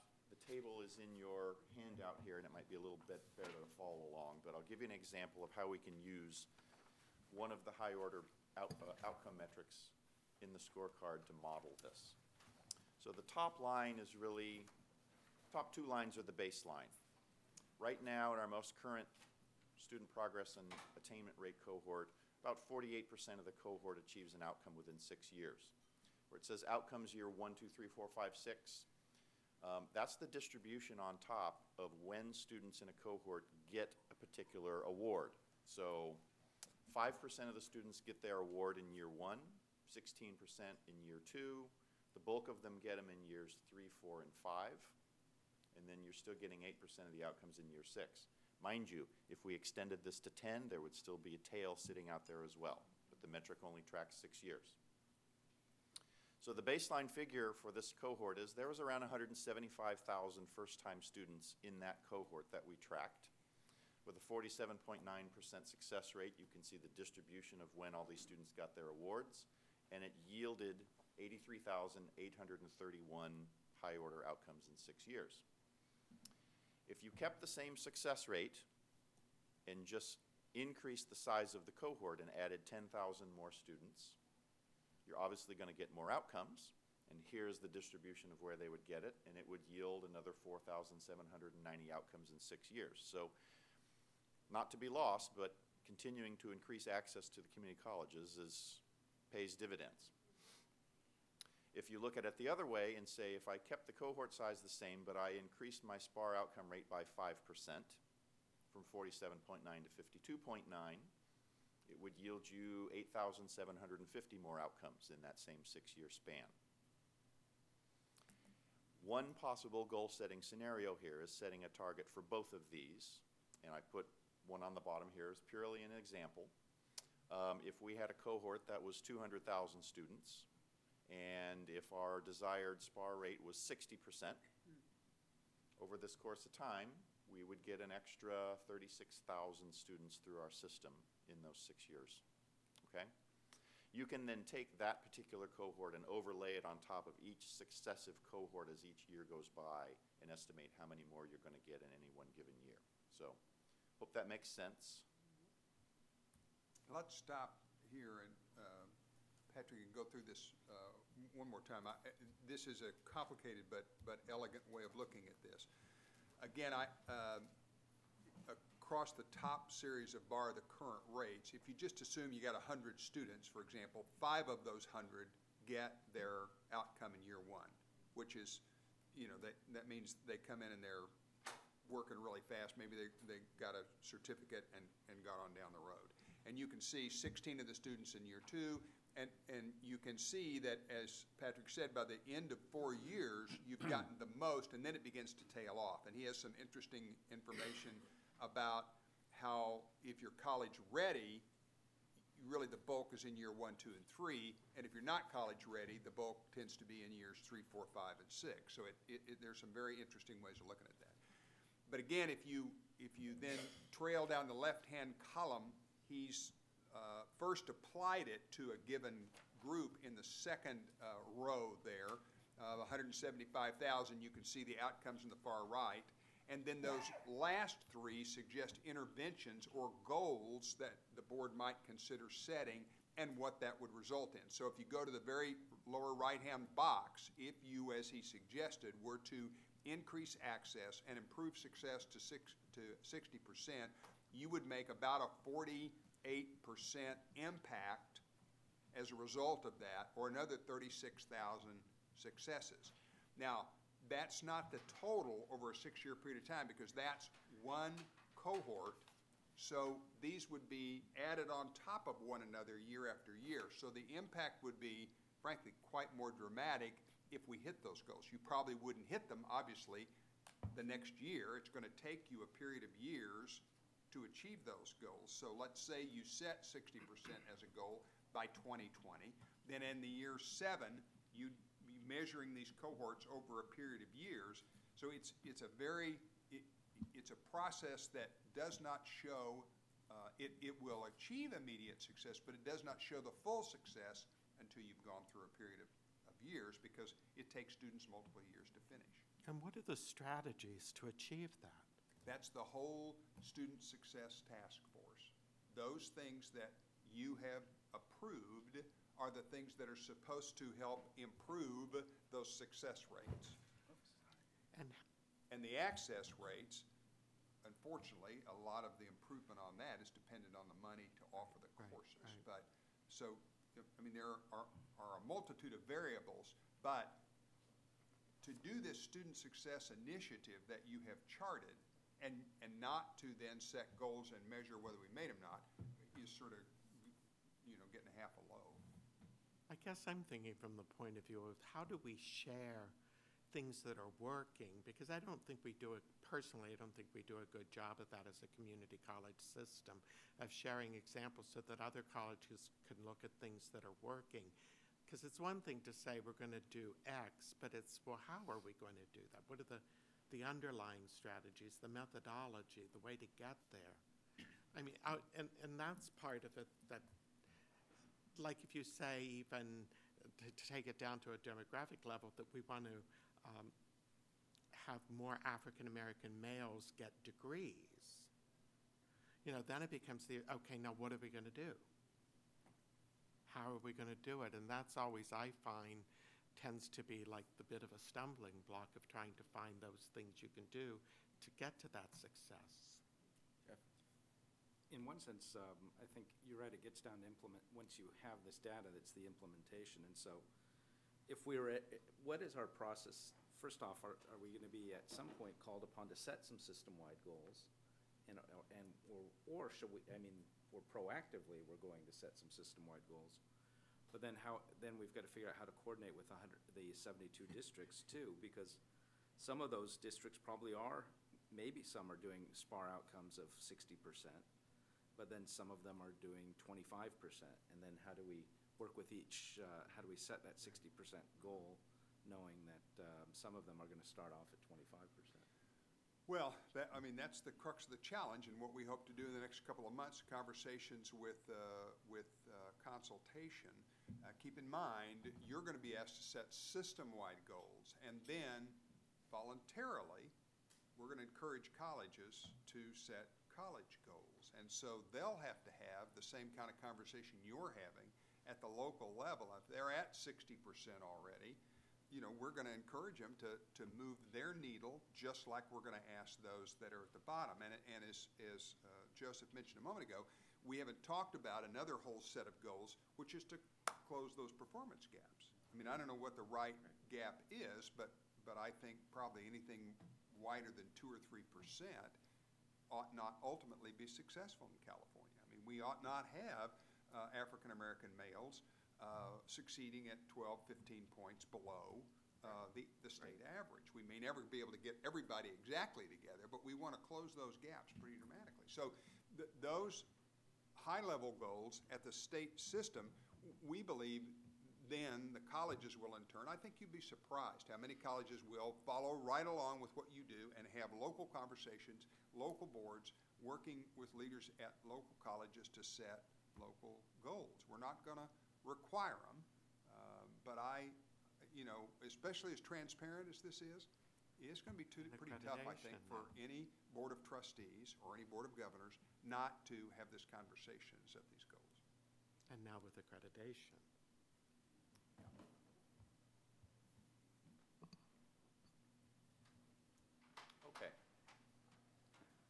hopefully feeding right into where you were going with this.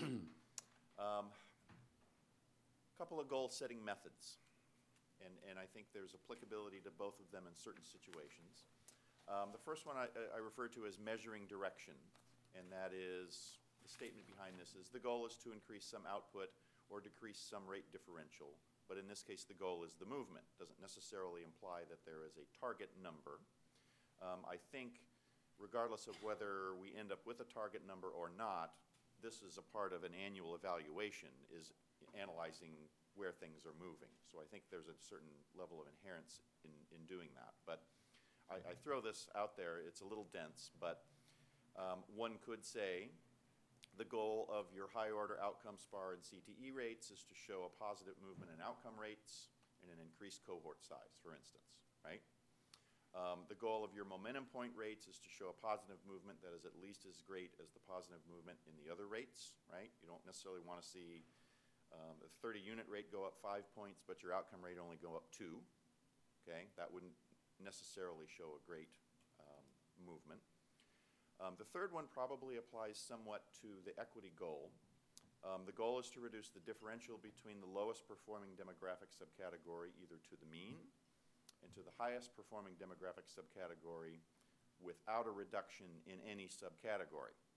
So one of the things you want to get rid of is variance, or the dispersion of this. You can have a mean of 50%, but you can get it by one group having 100% and another group having a 0%, or you can get it with one group at 52 and one group at 48. So you want to reduce that variability to the mean and to the highest and lowest points. You also don't want to get to your goal not because you brought up the lowest performing group, but because you drug down the highest performing group, okay? So those are examples of measuring direction. A second way here is setting specific targets, and this requires the creation of either some qualitative or quantitative standard as to what is an ideal. And some of the alignment examples that I gave before have done this. It can be set by aligning with some other agenda or goal, such as we desire to produce X more graduates by year 2020, and that can align with the national goal. You could feasibly break down some of these goals into our segment's participation in that. Or it could be created through what we were just referred to as informed consensus. The system sits down and through looking at all of these things, thinks that the SPAR rate really should be 60% by this particular year, okay?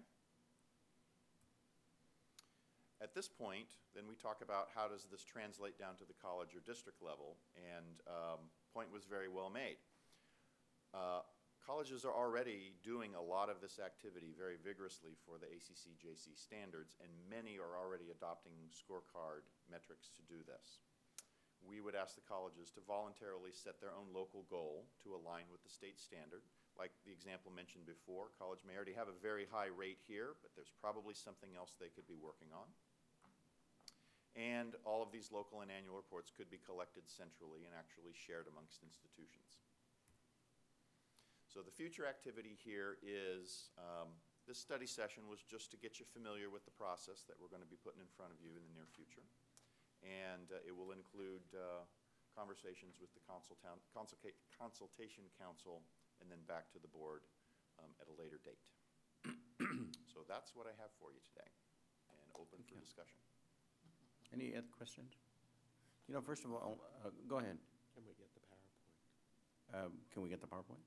Absolutely. You know, first of all, I know that we're all very pleased when the legislative analyst said that we have better data than the CSU and the UC, at least for his purposes. And so I know that's something that we like to hear. I want to thank you for your efforts in getting us those kinds of compliments. I just have a question. Maybe it's a three-part question, but with regard to something that Joseph brought up, I guess, and also the Chancellor mentioned in terms of transparency. Colleges don't have an opt-out.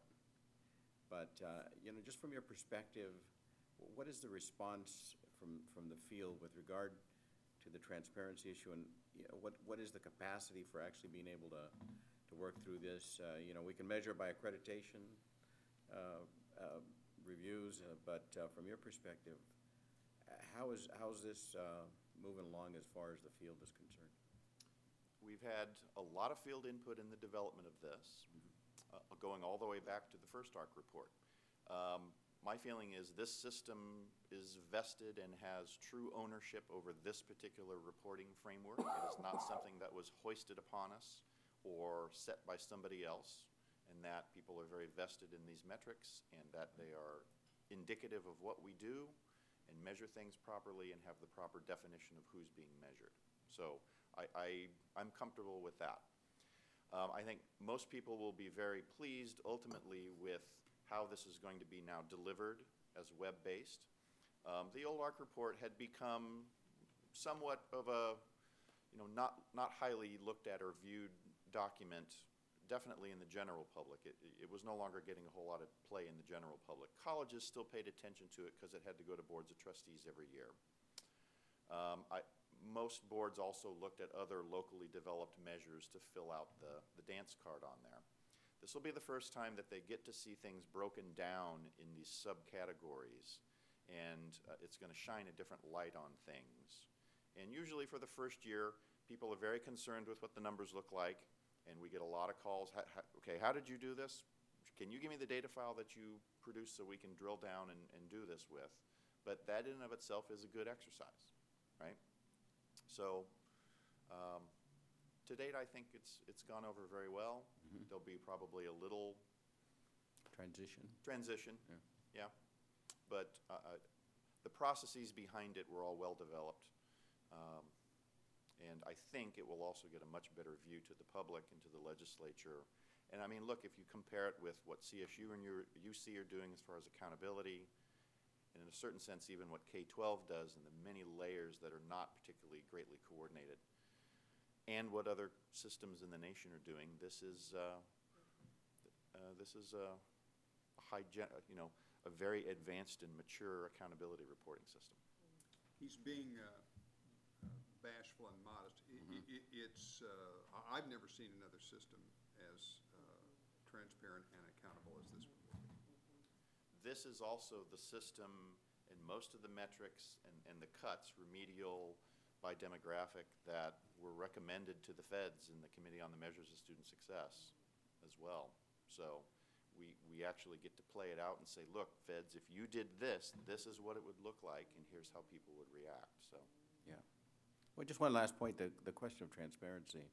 If you don't have it, then other people make up their own stuff. And it usually isn't in a positive direction, so transparency is going to work for you, and it's probably not going to hurt you more than you think, anyway. But thank you again very much for the work that you and your staff put into this. thank you. I think the other thing the board will like from this is that I believe after April, when this is rolled out, for the first time, at least in many recent years, we're going to tell and be out ahead of our own story rather than having outsiders, often critics, but always outsiders, define us and tell our story. And really, we need to be in control of our own message. That doesn't mean there won't be outsiders who will argue with us, and that's fine. But we are the people holding ourselves accountable, and that's always a much better place in which to be than to have outside folks saying you don't care, you're not doing well, you're not working hard. All of those things we've never believed are true, because our people too get up every day and come to work trying to help students succeed in higher numbers and serve more and more students. But we've always been on the defensive, and I don't think these data will require that we be on the defensive anymore. I think that coming from the Los Angeles area, the schools are very competitive among themselves. So I think that will be interesting to see, what the numbers really are. And students do have choices where to go and all of that. So I kind of wonder if they'll be calling you saying, how come our numbers aren't looking so good? Everybody else is so good in our area and whatever. So I look forward to it. Anything else? We do have a comment from the public before we go to break. Oh, thanks. Now I have to make sure I'm correct. Your comment really,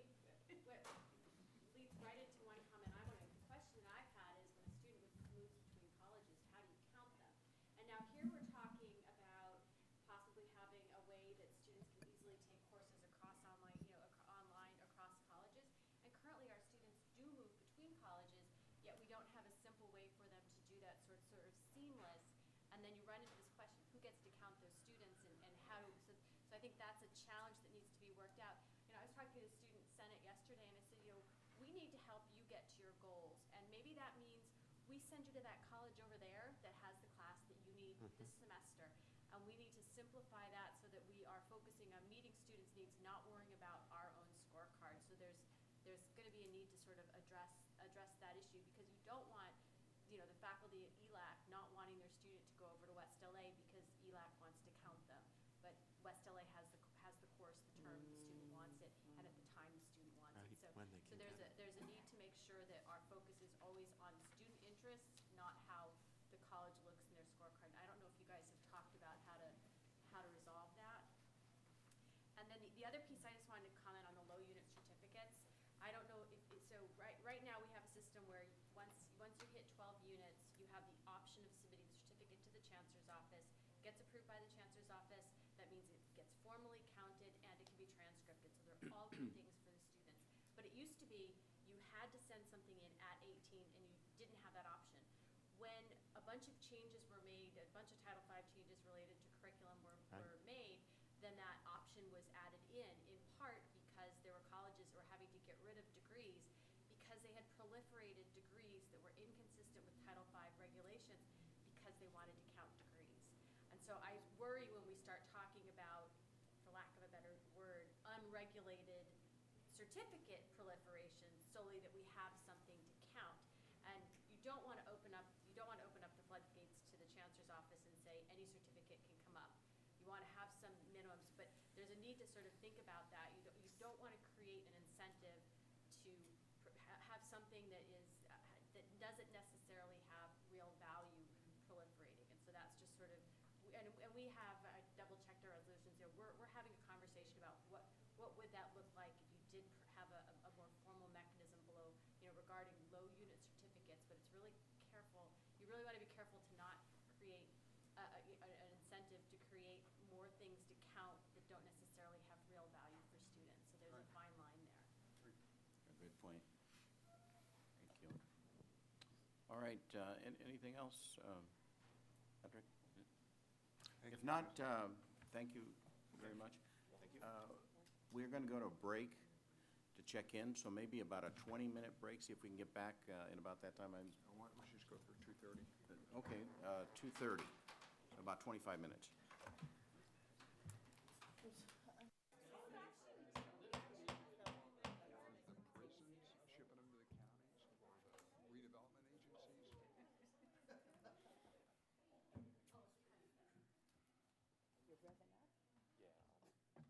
Okay, we'll move on to accreditation update, Chancellor. Thank you. By way of background for this conversation, let me sort of provide what I think the landscape in accreditation is. And I would remind the board that we have two members of the Accrediting Commission with us today. Joseph Belinsky and Barry are both members of the commission. And having been a past commissioner myself, let me right up front say that neither of those two gentlemen can or would speak for the commission.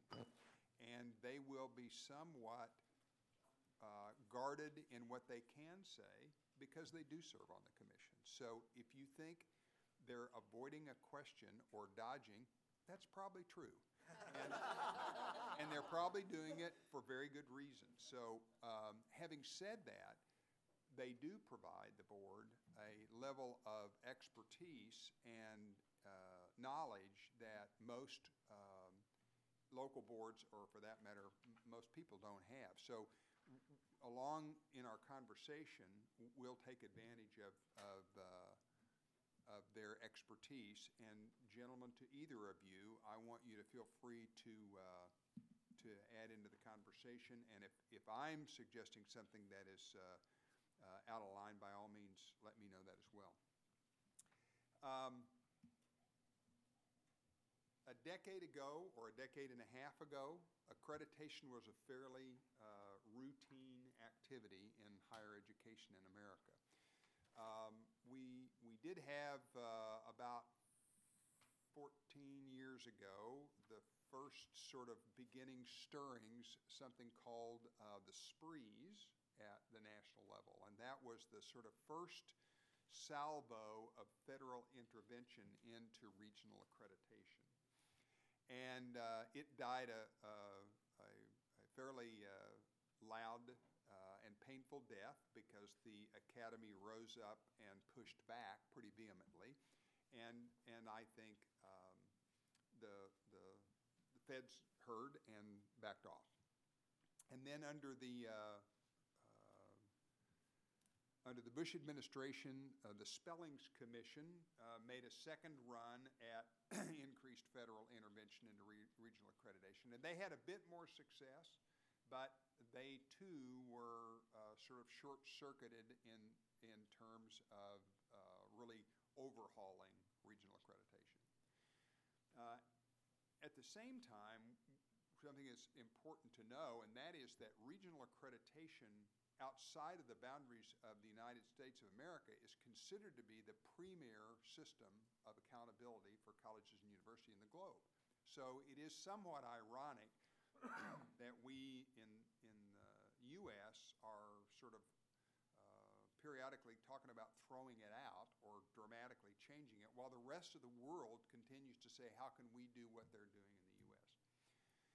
So regional accreditation, as all of you know, is a voluntary process. Now, some people argue, well, it's not really voluntary because you can't get federal financial aid for your students unless you are accredited, and that's true.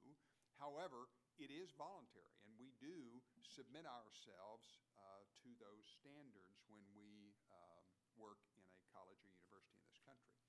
We, those of us in the academy, develop the standards. We, those of us in the academy, are the ones that hold ourselves accountable to them. We send our own colleagues out to evaluate other institutions, and it is colleagues from other institutions that come to evaluate us. And these regional commissions, not a single national commission, but regional commissions, I can't remember, there are 5 or 6 of them. Six. The Western Association, one of the biggest. I was in the North Central, which name has changed subsequently. Southern Association, they are sort of, as you suggest, geographically based. And they have a lot of similarities. In other words, if you lay the standards of SACS, the Southern Association, next to WAS, they're, and you accounted for regional differences in looking at things, they'd be very, very similar. But they are ways that we can hold ourselves accountable for quality without having the federal government doing that, as is the case in many other countries in the globe who would like, as I said earlier, to emulate us. Having said all of that, this wave of accountability that has hit, frankly, everything in the last couple of decades, whether you're working in a hospital, whether you're working in a, if you want to talk about regulation, go to work in the financial industry, talk to a banker. It seems that increased accountability and regulation is the order of the day for everything. And obviously the conversation we just had about our own scorecard is us trying to do a better job of regulating ourselves, of being transparent. So it's not surprising that under a lot of people in higher ed thought that once the Bush administration hit the back door, that the Obama administration would say, turn their attention someplace else and not worry about accreditation. When in fact, the Obama administration has been, frankly, continuing the focus on increased accountability. Thus, the first document I provided for you, and I won't take a lot of time to read through all of this for you, but I will tell you this is some of the dialogue that followed along behind the State of the Union speech 3 weeks ago. And I would call your attention to the bottom of page 5, where they talk about holding colleges accountable for cost, value, and quality. And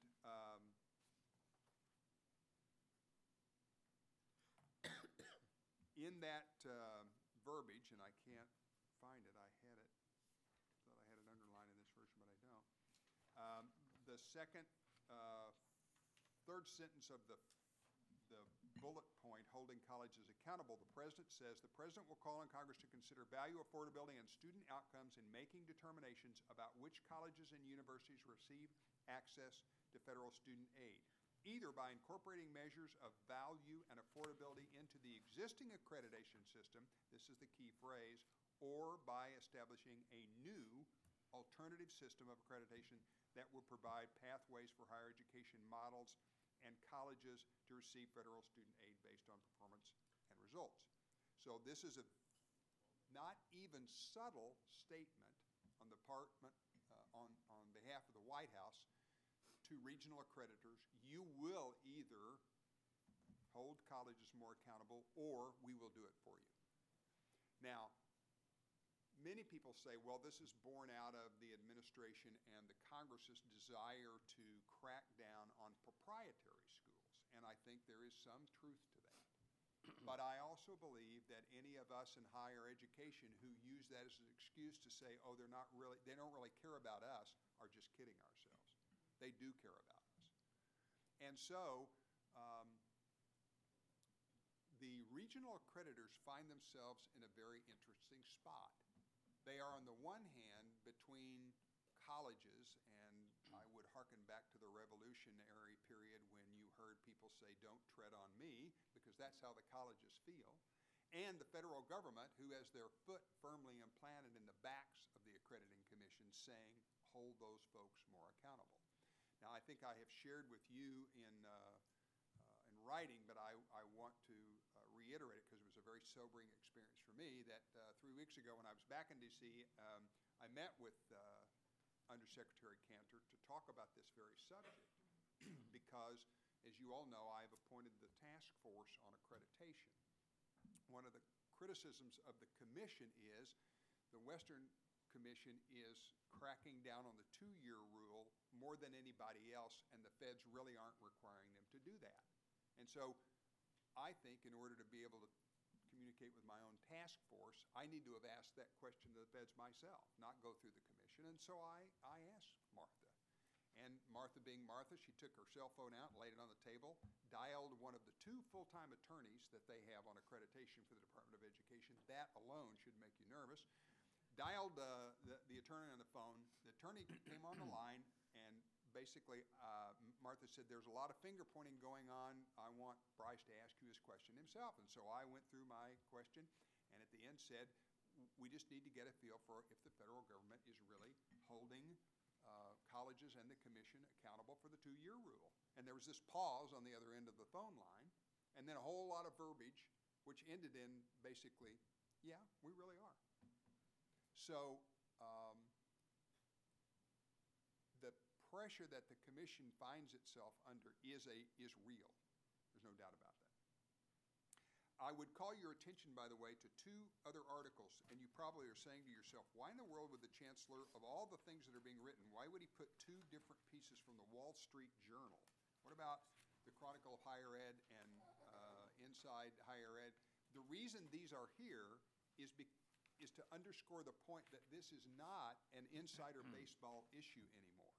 The first of these 2 pieces is an editorial in the Wall Street Journal pushing back against the commissions. In this case, it happens to be the SACs. And the second is a U.S. news summary from the Wall Street Journal that underscores the part I just read to you from the President's message. The point of these 2 pieces is to show you that this is not just an inside conversation, and that the business community, as well as public opinion, is well aware of what's going on. Now, it doesn't mean they understand it, and believe me, I think I would be irresponsible. I told you I completely understood it because it's a very complicated issue. But suffice it to say, things are changing, and we need to be aware of that. Now, to the point of today's discussion, if you will go then to the yellow sheets in your binder, this is a summary taken from the February results from the commission meeting of all of the California community colleges and their status of accreditation. And so if you go to page 1, the top college, Allen Hancock, the district first, then the name of the college, and obviously if it's a single college district, they're on the same line. Lance, is that not in your binder? Sure that it is not. I apologize. We're going to get you another binder. Thanks. Could have looked over it. Very hard to see what we're talking about though if you don't have the pages. There we go. Okay, so Allen Hancock, then the name of the college. The third is the CEO, and in this case, as in the case of a few of these, you will see it says interim behind it because that's a leadership transition. And then you will see their status. Now, a lot of people think that there's all kinds of status of accreditation, that you always hear these ads, fully accredited. There is no such thing. It's sort of like that old adage of being dead. You're either dead or you're not dead, but there's no in between. Fully dead. Isn't that right? Yeah, mostly. I was thinking. I should have said brain and heart dead, or That's fully in dead. this case, that's right, fully dead. In this case, you can't be partially accredited. You're either accredited or you're not. Now, if you go down to line 3, you will see Barstow as an example. And by the way, we're not going to delve into the individual accreditation status of colleges in this conversation.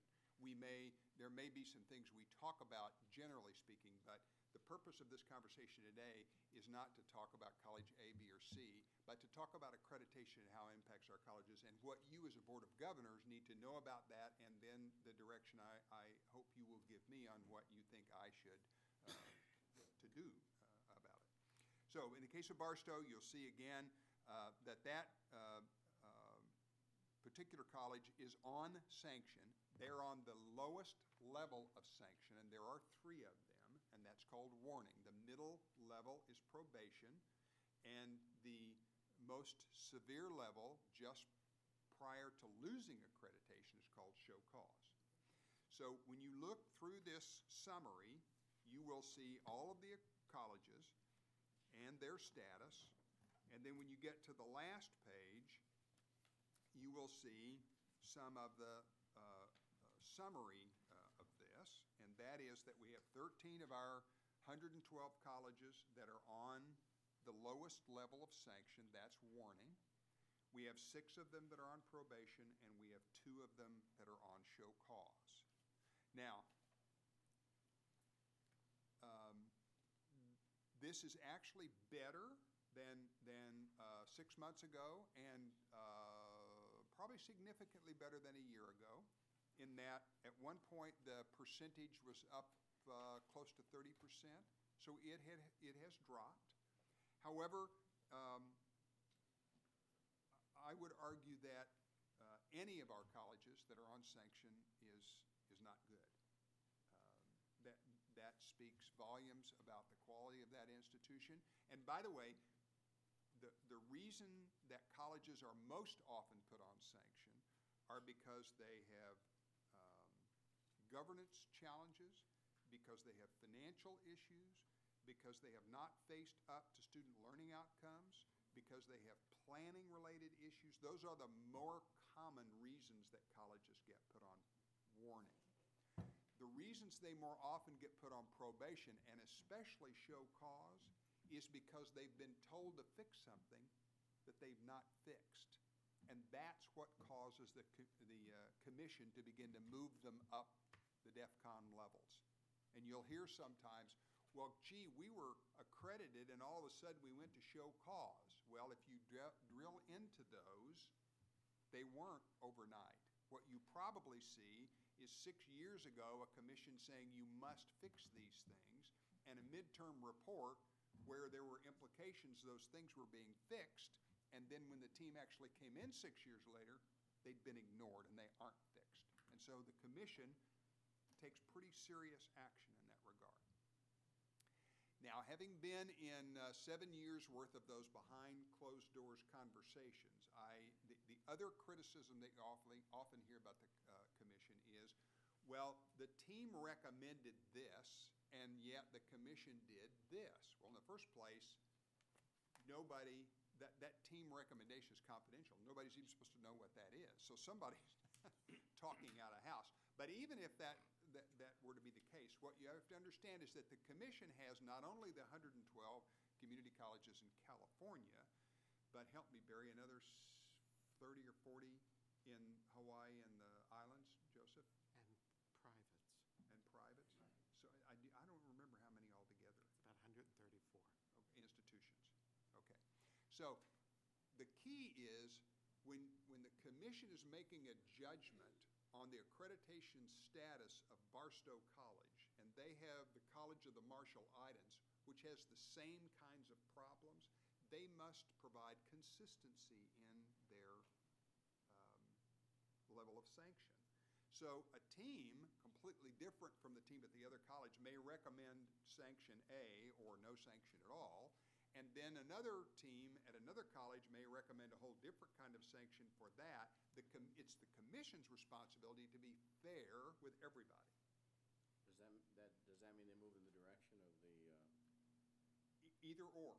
They may weaken the recommendation of a team, or they may strengthen it in order to, again, try to be consistent across the board in the way there. And, I think it's probably safe to say there are no two identical reports, but the commission works very hard, and as I said, and Joseph and Barry can verify this, sometimes these conversations will go on for hours on end with the commission trying its very best to be as fair and consistent in how they handle institutions.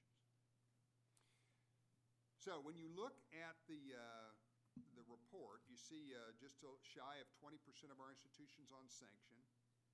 And another interesting factoid there is that 13% of the institutions currently have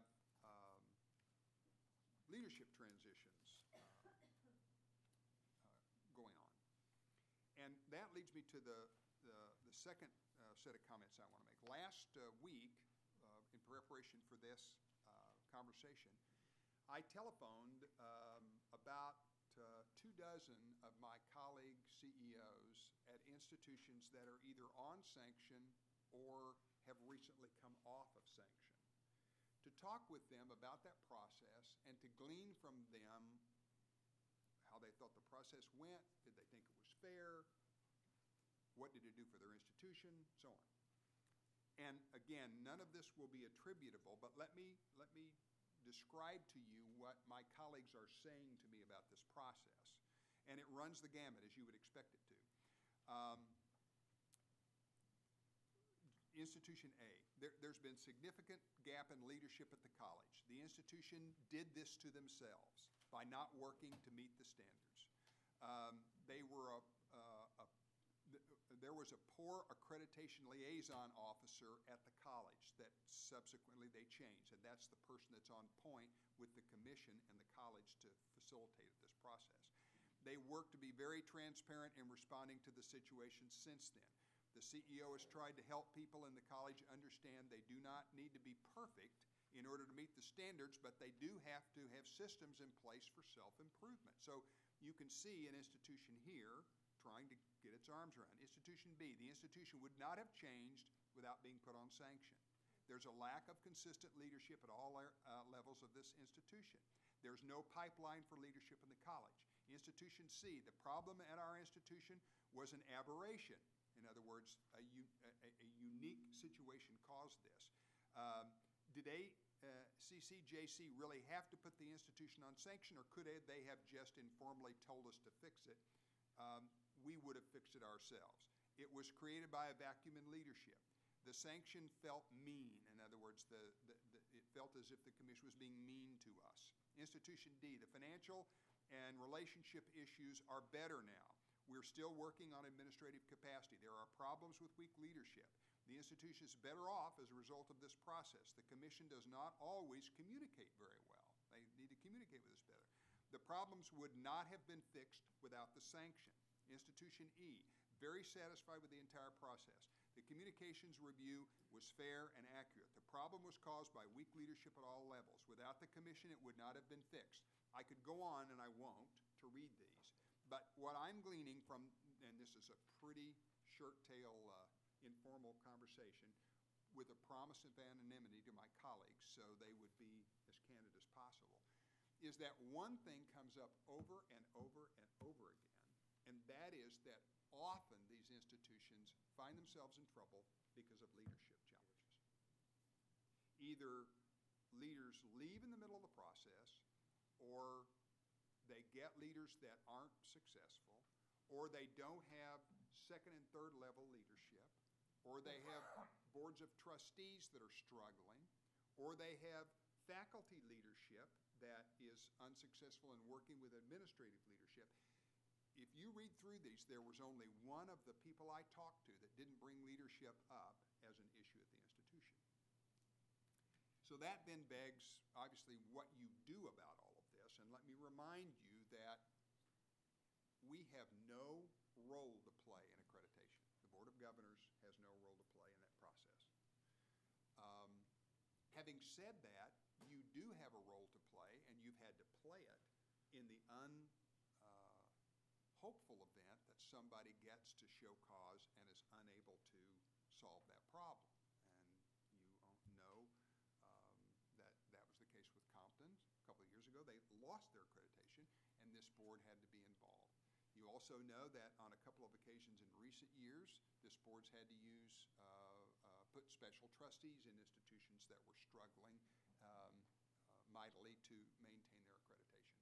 In almost all the instances, Compton and others as well, there's often more problems than just accreditation. In this case of many of these institutions, they are in severe financial trouble at the same time. And we usually have some involvement from FitMat in that process as well.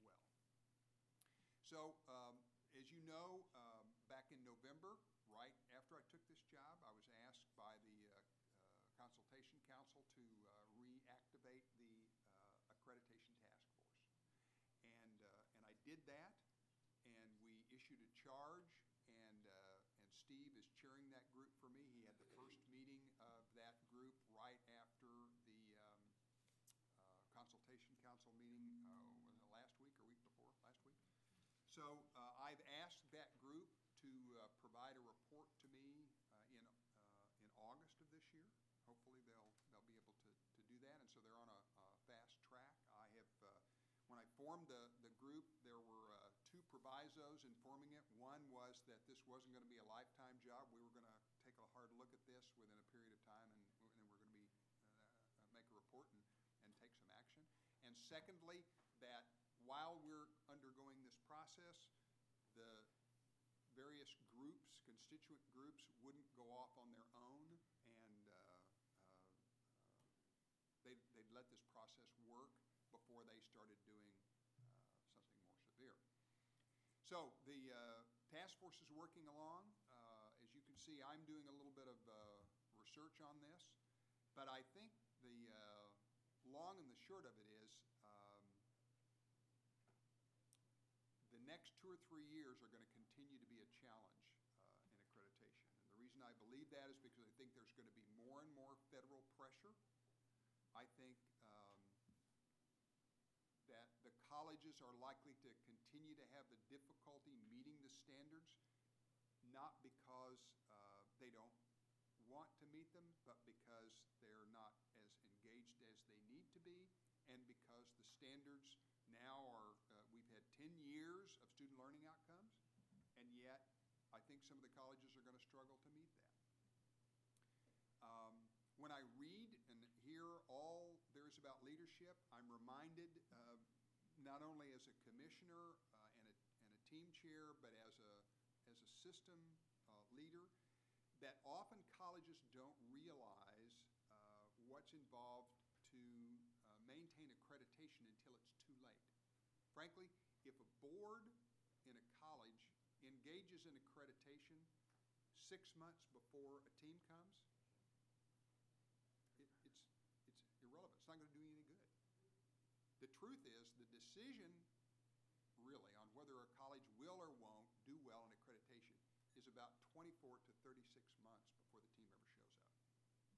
Because the standards are designed so that you must have an ongoing planning process that's been through cycles, that you can show is continuous improvement, and the same thing for SLOs, all the rest of the, you have to have that stuff in place to meet the eligibility requirements and the standards. And if you don't worry about that until 9 months before the team comes, you waited too long.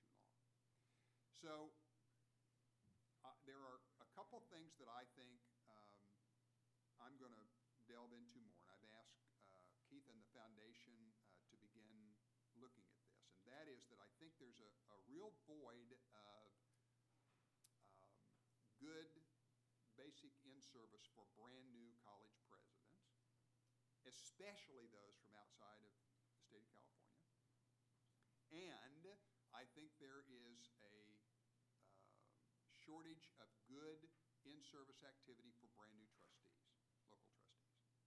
And so Keith is working with foundations to try to identify some seed money for us to do, not us to do it, but for us to create a robust plan for helping new CEOs and newly elected Board of Governor members, probably setting some standards on voluntary that we might suggest to local boards they inflict on themselves to try to ensure that their brand new CEO and their brand newly elected board members are going to get exposed to the things that are going to help them be successful, especially as it relates to accreditation.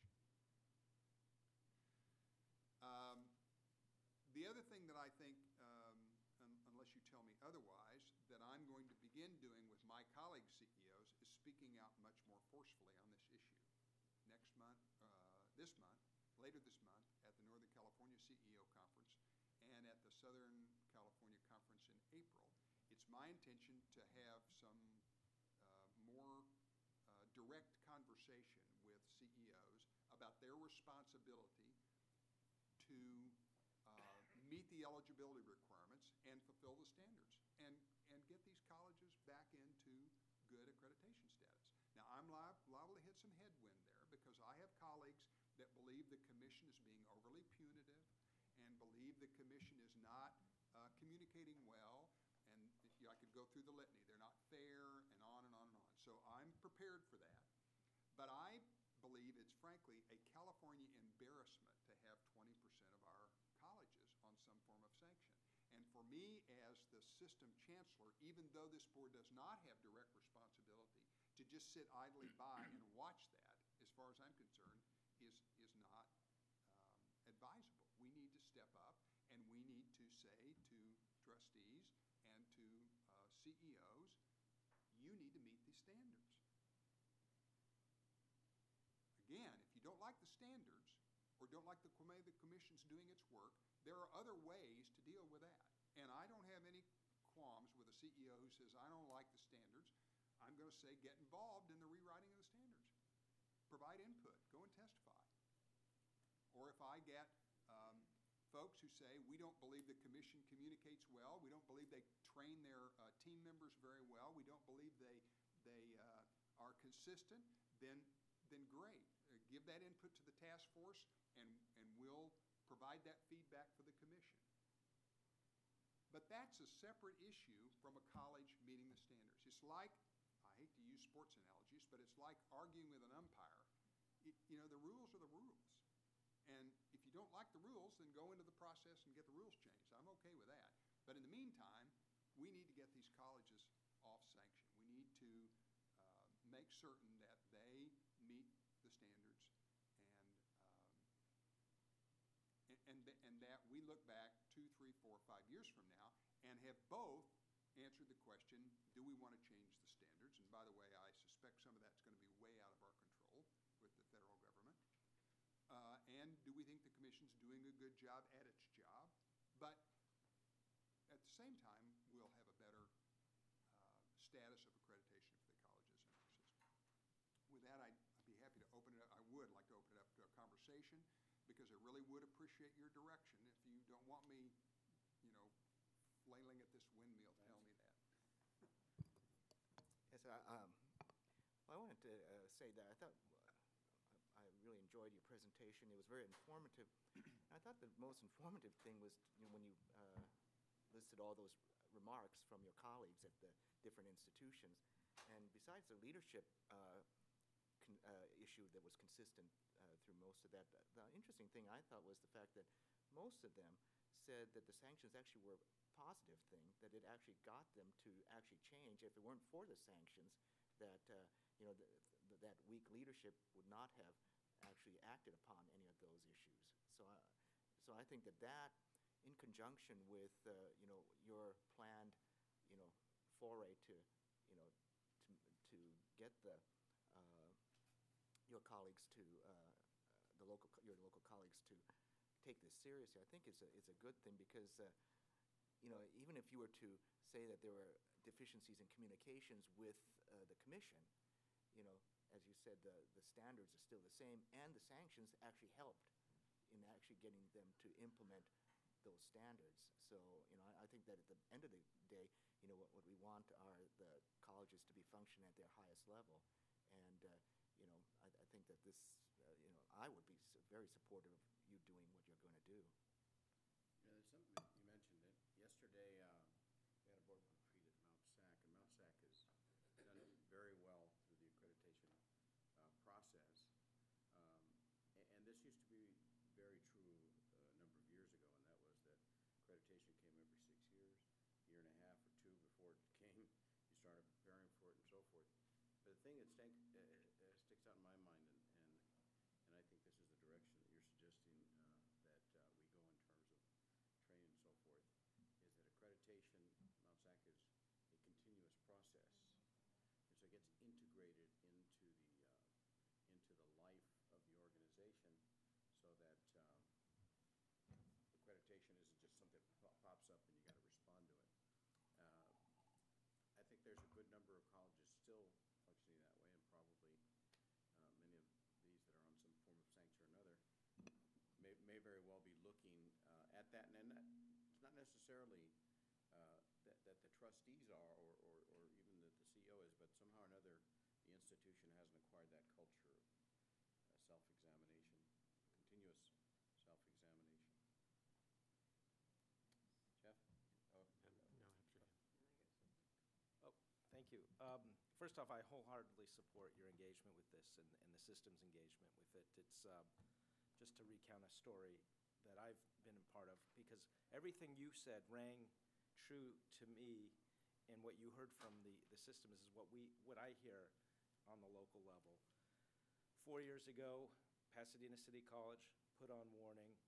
We're all told, oh, they don't understand us, or they misinterpreted this, or you're given this sense as a trustee that things are more in compliance than sometimes they're not. And so then I cornered John Nixon, who's on the commission, saying, how could you have done this to us? And what's going on here? I hear it's really off base. And then he says, and he explains that there's a lot of things that were clear to the administration that aren't always clear to trustees. And so I think it's very important for all the trustees to be engaged and informed.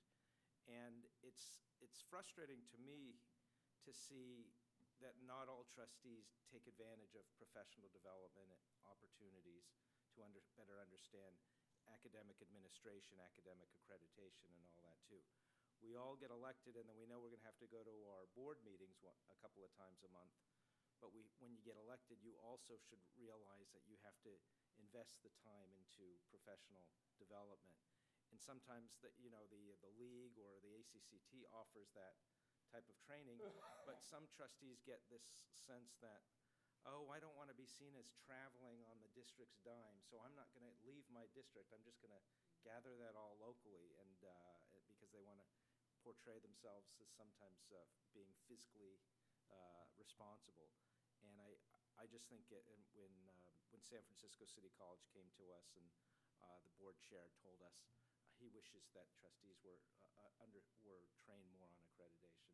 The more we can do that and make that a required part of your job, the better. So thank you for doing that. Member Linsky, Member Berg. As you're reaching out to groups, if this statistic that I heard the other day is correct, it's also helpful to reach out to the ALOs, who are often the CIOs, because a comment was made about 3 days ago that 60 of the 112 CIOs are new. So if almost half of your CIOs, people that are leading the cause, and what's the transition from the person who left the position to the person coming into the position to lead this effort at the college? I think that's one. And I'm going to say a little bit more about this in my report out tomorrow, but at the last Accreditation Institute, sponsored by the ASCCC, the Academic Senate for California, probably the most engaging session for me was a general session provided by a gentleman at Feather River College, Nathan Tharp, Dr. Nathan Tharp, who did his dissertation, just completed it recently at CSU Sacramento, and it's actually posted on the ACCC website under the Accreditation Institute, where he did a study on college culture. So he didn't go after accreditation or other things. He went after the culture of the college, and he picked 2 colleges that have been unsanctioned 5 times or more, and 2 colleges that have never been unsanctioned, and compared the cultures, and it was just phenomenal. And interestingly enough, it made me think of my own district at times, not currently, but in the past, where faculty, for example, were feeling we're getting nowhere. Nobody's listening to us about our new PeopleSoft system, our new database system, our new this. I'm telling the commission. And the minute the commission team walked in, because that became the culture, we can't fix things. We've got to get this external body to fix these things for us. So I do think, and I have a few more notes to say tomorrow as my report out, but I do think that this dissertation is just very interesting approach to look at all of the difference. And he interviewed 14 people, and he's got numerous direct quotes from them that I think are very much worth looking at. Me? Okay. Well, as you all know, we're on show cause, and what you said today was very interesting and very, very helpful. What I'd like to say is this, that our trustees, by and large, are not serious about the show cause. I don't think they understand, and I don't think they care. And I think that is a major issue for us, and we really need to have somebody come in who is as lucid as you are and explain this piece by piece by piece, because this is a very, first of all, we've got 85,000 students. It's not a college that's going to go under. It's a college that's extraordinarily important to the community. And it's very troublesome, and we're struggling with interim chancellors, not 1, but 2 or 3 of them, and that doesn't help with the stability of the college. But by and large, to me, the most important thing is that you must get to our trustees. There are 2 or 3 of us out of 7 who really understand accreditation and have been working on this, have been going, step by step by step, but the rest of them don't care, they don't understand it, and they don't know that they're bringing their own institution down, which is what's happening. And it's for all the years I have spent at City College, most of my adult life has been spent at City College. This is an amazing institution. 85,000 students is a wonderful institution. The faculty is beginning to get out of line as well. The faculty is picketing, of all things. You know what? They can keep on picketing. They'll have no jobs. I mean, I'm sorry to say that, but that's what's going to happen. Everybody took a cut. Everybody took a cut. Most of us who are trustees gave our money back. We did not take our money. Why? I would feel really terrible to take a dime from City College. So everything I get from City College goes directly back, and hopefully I also personally took my own savings to sponsor 2 classes that had to be cut because we didn't have the money. I just pulled the money out, and I said, these 2 classes are very important, and they were very important. They were both ESL, and they were to immigrants, and those immigrants will go nowhere unless they speak English. So anyhow, that's neither here nor there. The point is that we have a big problem, and I'd love to have you come and speak to us, and speak as candidly as you did here today, because this is a serious issue, a very serious issue. And we've spoken to the mayor. He's very annoyed with us because we educate and we train the workforce of San Francisco. He's not happy about this because a lot of the classes are closing. There's just so much dissension. It's a real struggle. So I would be really grateful if you or a group of people would come and speak to the board and make them understand how really important this is, and how dedicated we all are, and and what a travesty it would be to the entire city and the whole community. And the mayor, I gather, I can guarantee you, since I was president of the meeting, is not a happy camper with City College. So I hand that to you in the hopes that you can help us, and we need to get, I think, a permanent chancellor, which will help us tremendously. Creating an effective culture is a difficult thing to assess, but, you know, it's got to begin with the trustees and the CEO. It does, it does. If there's no understanding there, then there's no hope. Some places have greater challenges than other places, we well know. So, but if at least the trustees and the CEO aren't on the same page, then there's little hope. I've had just a horrible week dealing with this issue at COS. And the general public doesn't understand the role of the Board of Governors, because my community and community leaders are holding this board accountable. That why, if COS was put on sanctions 6 years ago in 2006, and we knew that as a board, why didn't we intervene and help them restructure their problems or resolve their problems? Why did we let this get to this point? And I'm talking about really well-educated people in the community that are the business leaders and the like, and we can say that, you know, we don't have any role in this process, and we can talk about the academic approach, but the truth of the matter is these colleges are extremely important, especially in these rural areas, because they don't have any other form of higher education for their students to go to. We don't have a state university in Tulare County, and it's deteriorating by the day. And unfortunately, the superintendent of COS is a new hire, falls in that category. I don't believe he's ever had a community college experience. He was a K-12 superintendent. He has a split board that doesn't work with the faculty and the trustees. And I'm afraid it's just going to build on itself and get worse by the day, because he even went as far as to form a community task force of business leaders that's going to defray any criticism of the college. That's their whole focus, is to convince the community that they have the greatest community college in California and be damned with the accreditation process. That's how far off they are. And it really concerns me. And they say to you, you're on the Board of Governors, that you oversee these 112 colleges. Why aren't you offering to help and do something about this? So there's a major gap between where Dr. Harris is coming from and the general public. And I don't think COS is different than a lot of other schools. I really don't. I don't think the general public, and I'm not sure even the faculty or the Board of Trustees understands their role.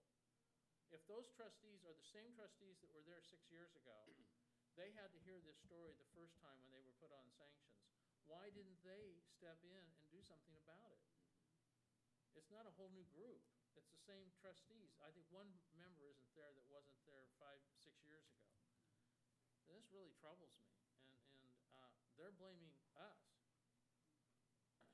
Blaming whoever they can. Yeah, Or right. whoever That's right. is in the line of fire. Yeah, and I think it has to be impressed upon them that from a technical legal standpoint, we don't have that, but as Chancellor's mentioning, there are some things that we can do to help the process along. Member Maluman? Well, those are both heartfelt stories, so I'm switching the subject a little bit. Is there a way we could pursue, so this is a controversial thought, you know, when people want to move up in leadership, a way for them to change campuses without losing all that tenure and retirement, is there something that maybe we should be looking at as a board that might help leaders develop and allow them to do that? Well, the initial question you asked, as long as they are in California, there are a lot of protections for them. But the more germane issue you raise is leadership training. And the truth is, yes, I think there's a lot more we can be doing. For example, I do believe, and I understand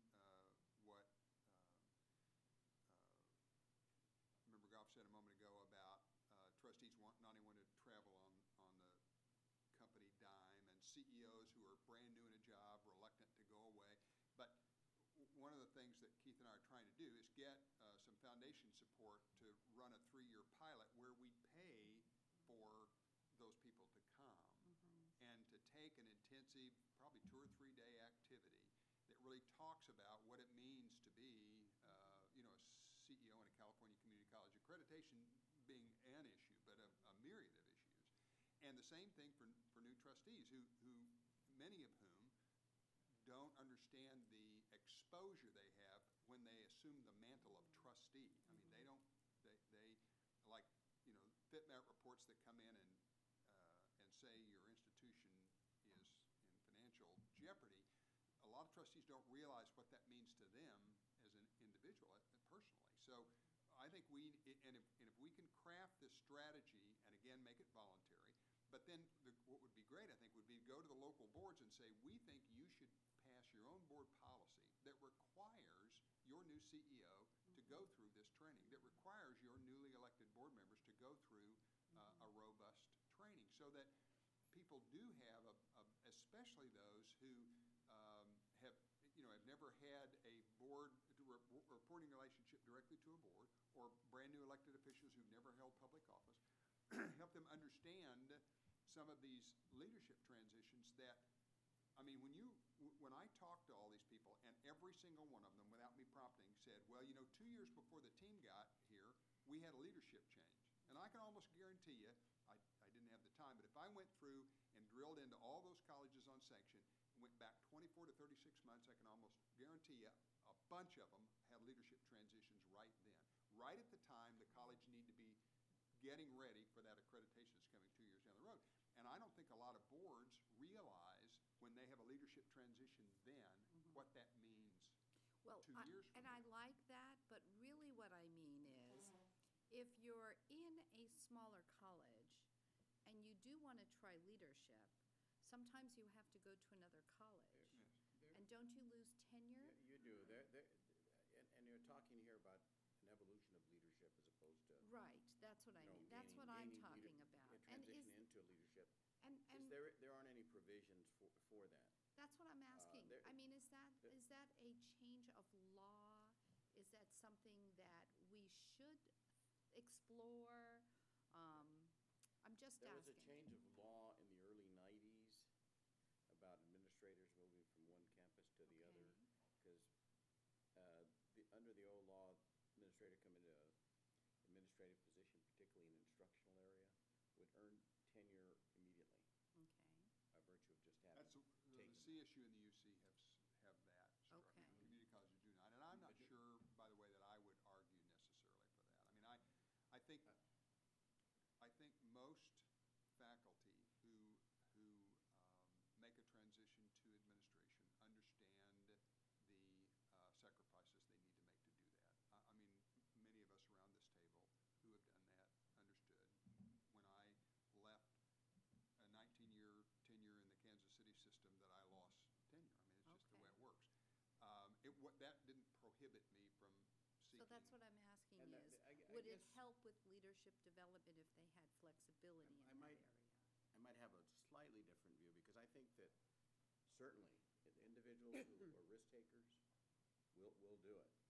I guess the question that we don't quite understand is, what about individuals who may evolve into a leadership position and who have skill levels, but maybe haven't discovered them yet, and at a critical time in their life when they're maybe in their 30s, early 40s, when they have young kids and family, and they're having to question the loss of tenure and then transitioning, it might affect it. I haven't seen a study that should suggest that is absolutely true, but there is plenty of anecdotal where individuals say, I can't move into this. I'm not about to move into a district, and if they see something like this where there's a great volatility, and put themselves at risk of being out of a job in a year or two. There are some provisions that provide that, a 1-year option, but that almost falls on the trustees to decide whether or not they want to allow that, and then that's something that's worked out internally, a probationary period, and then they get into cycle of earning tenure. So, Chancellor, you're absolutely right. I mean, if the great risk takers such as himself, you take those chances and you absolutely want those. But what's the impact on some others who may not Right. quite have that? And I just want to finish with, I like the idea of particularly out-of-state presidents or chancellors, because like Daniel LaVista is resigning, and he came from out of state, and he came into a big system, and it's kind of sad, Hopefully, he would stay there a long time and work on that big system. So I don't know anything about his decision, but that group probably needs a little more care. Well, this high turnover of leadership in our colleges, at all levels, by the way, not just the presidency, is a real challenge. I mean, the average tenure of a college president in California is about 3.8 years, and that's way, way too short. Yeah. So we do need to be doing some things to extend it. Member Berg, I don't know if you are. I want to know if I could cede 2 minutes to my colleague, Trustee Greer, behind you. Okay, before that, Member Reed, did you have something? Well, we had this board had a thorough vetting of this issue about leadership, and I like what Debbie was saying. In Lake Tahoe, about 4 years ago, that we found that we had like 51% of our college presidents' positions were open, and we had interim management. And it just seems to me this problem has been going on for so long. One of the other aspects of coupling with the foundation would be to go to the very institutions that are doing the training in these doctorate programs of people that want to come into administration and be chancellors, to have that part of their curriculum at USC, or there's a few schools in California that are really renowned for where these people come from with these degrees. It seems to me that should be something we should be tapping into as well, and prioritizing the importance of accreditation as part of that process. Vice President Vaughn, did you have Just to add on that, Member McDougal had been passionate about this issue, and I believe part of our relationship with the Cal State was also to develop some of those leadership opportunities as well.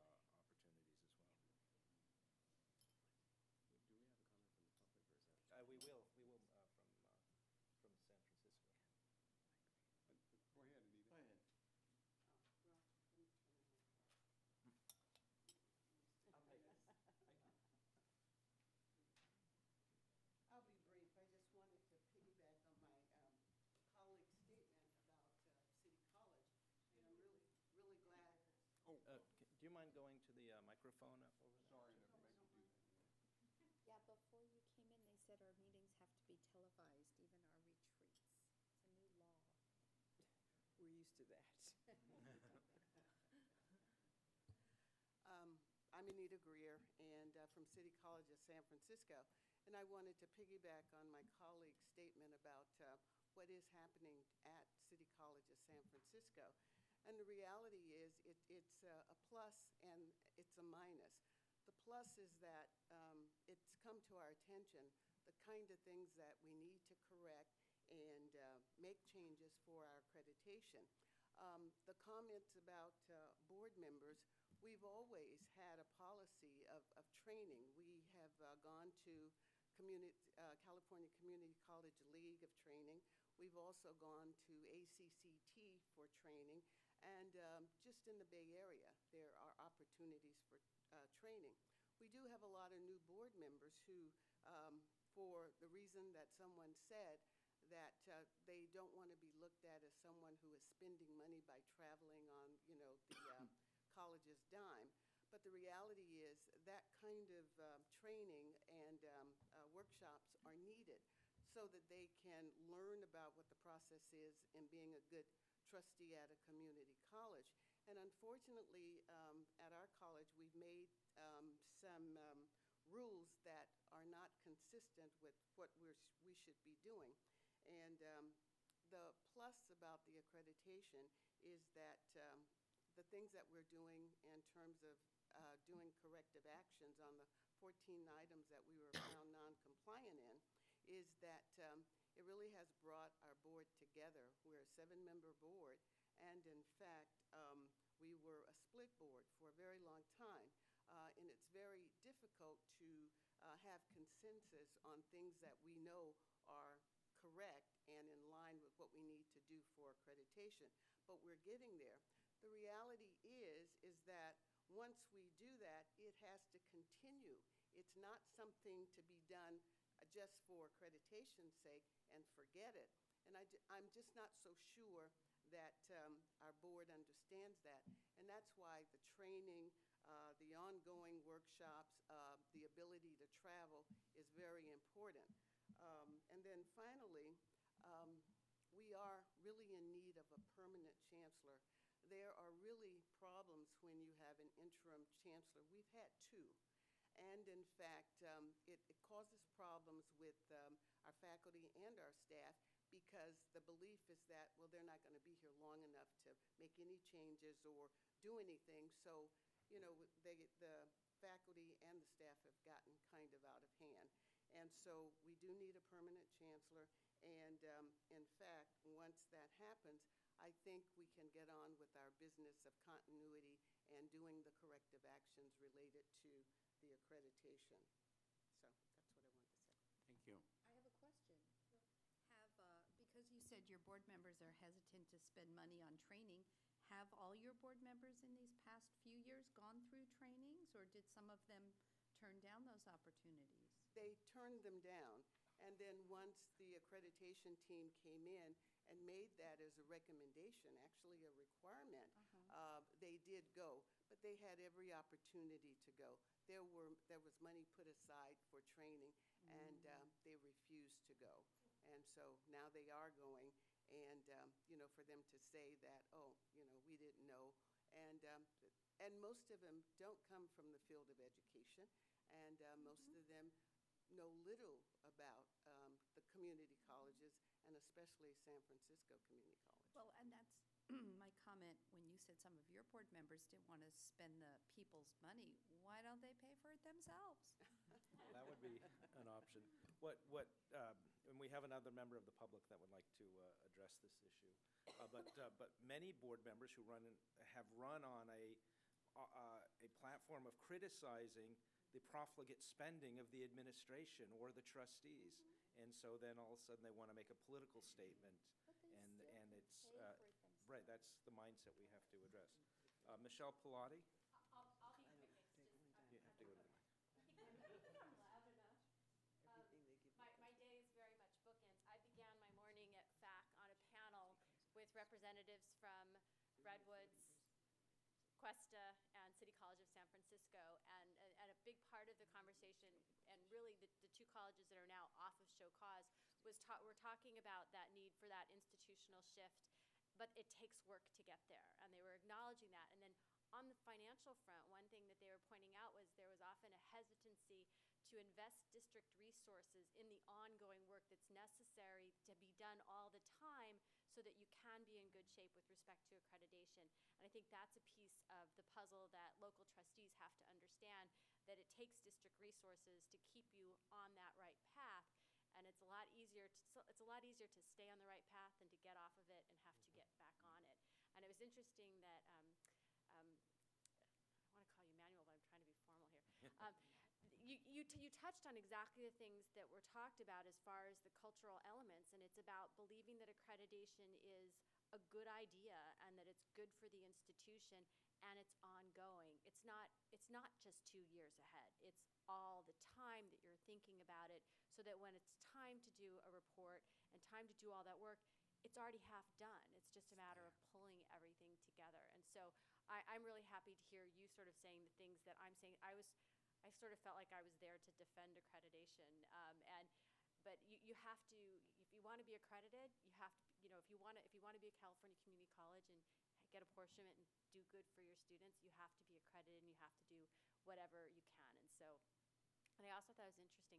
We have training opportunities for everyone except for CEOs, as far as I know. So I think that's sort of an interesting observation. It's very interesting. Maybe that's supposed to be us, huh? Yeah. That's right. Members. Just real quickly, I just want to really found Member Berg's comments very interesting and helpful. I'm just curious, on your particular board, when when you say that a majority of the folks still at this point don't seem to comprehend the seriousness of their situation, I mean, given the fact that, you know, it seems like it'd be impossible not to, you know, understand that, what reason would you conjecture as to why at this late stage they don't get it? I think there's several reasons. One is, in part, they really don't understand it. They're reasonably new to the Board of Trustees, and they pretty much came to be hotshots. You know, they ran for office to be in office, not because of City College, and most of them don't know anything about it. And they all have, it's unfortunate, you know, they've got an individual agenda, each one, so you can't really bring people together when they're all going in different directions. So we're trying to make them understand. Frankly, we're having the same problem with the faculty. The faculty, in fact, took a big hit. Everybody took a big hit at City College, 9 to 12%. That's a lot of money of salary that was taken away. The faculty, however, are lucky to have jobs, and many of them are tenured, but what are they doing? They're picketing. And not only are they picketing, but they're bringing the students to picket. That's not helpful. It's not helpful, and you're not going to be productive for anybody. And we're going to have to deal with that along with everything else, which is why it is vital that we have a strong, permanent chancellor in this district who takes charge. We can no longer have chancellors who just kind of stand back and say, well, you know, I'm interim, I'm not going to be here for too long, so I'll just try to make it work. And so I'm, you know, pleading with you to find some really good, strong administration for us. You know, it's a tough school. I mean, it's tough. We have a lot of faculty, we have a lot of administration, and we have 85,000 students, and that's a small city. San Francisco is not a big city, it's a small city. And I'm happy to say that the college is really well regarded everywhere, in and outside of San Francisco, so that we're making it work as best we can. But a little help from us would be really, really helpful if you would come down and, you know, talk to the board members. The problem with our board members is that it's a small city and people run for office to do just that, just to be in office. Doesn't matter. Many of them choose the Board of Ed because it's an easy place to get elected, and they think the same of City College, that it's an easy place, and I don't know whether they accept their money or they don't accept their money. I don't really care. I know what I do with mine, but the fact is they're not being trustees because they really don't understand the community college. They just don't. I mean, they understand politics, but they don't understand community colleges. So we're working with that, but you can't stop people for doing that. Yeah, well, we keep obviously hoping for the best and encourage you to Thank you. I appreciate keep it. plugging away. I know It'll the be okay. chancellor is I willing think to do it'll be whatever okay. he needs to do to help San Francisco out. Thank you, and I think and he has been there and has been very helpful. And he'll continue to Thank you. support that.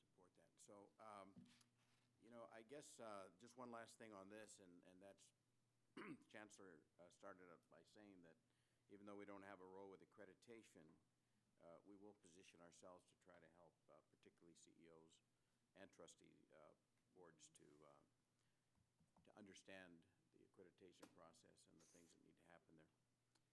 Okay, if there's nothing else, then we can move on to board committees and maybe spend just about 15 minutes on this so we can break around 4 o'clock. And those of us that have not checked in can check in.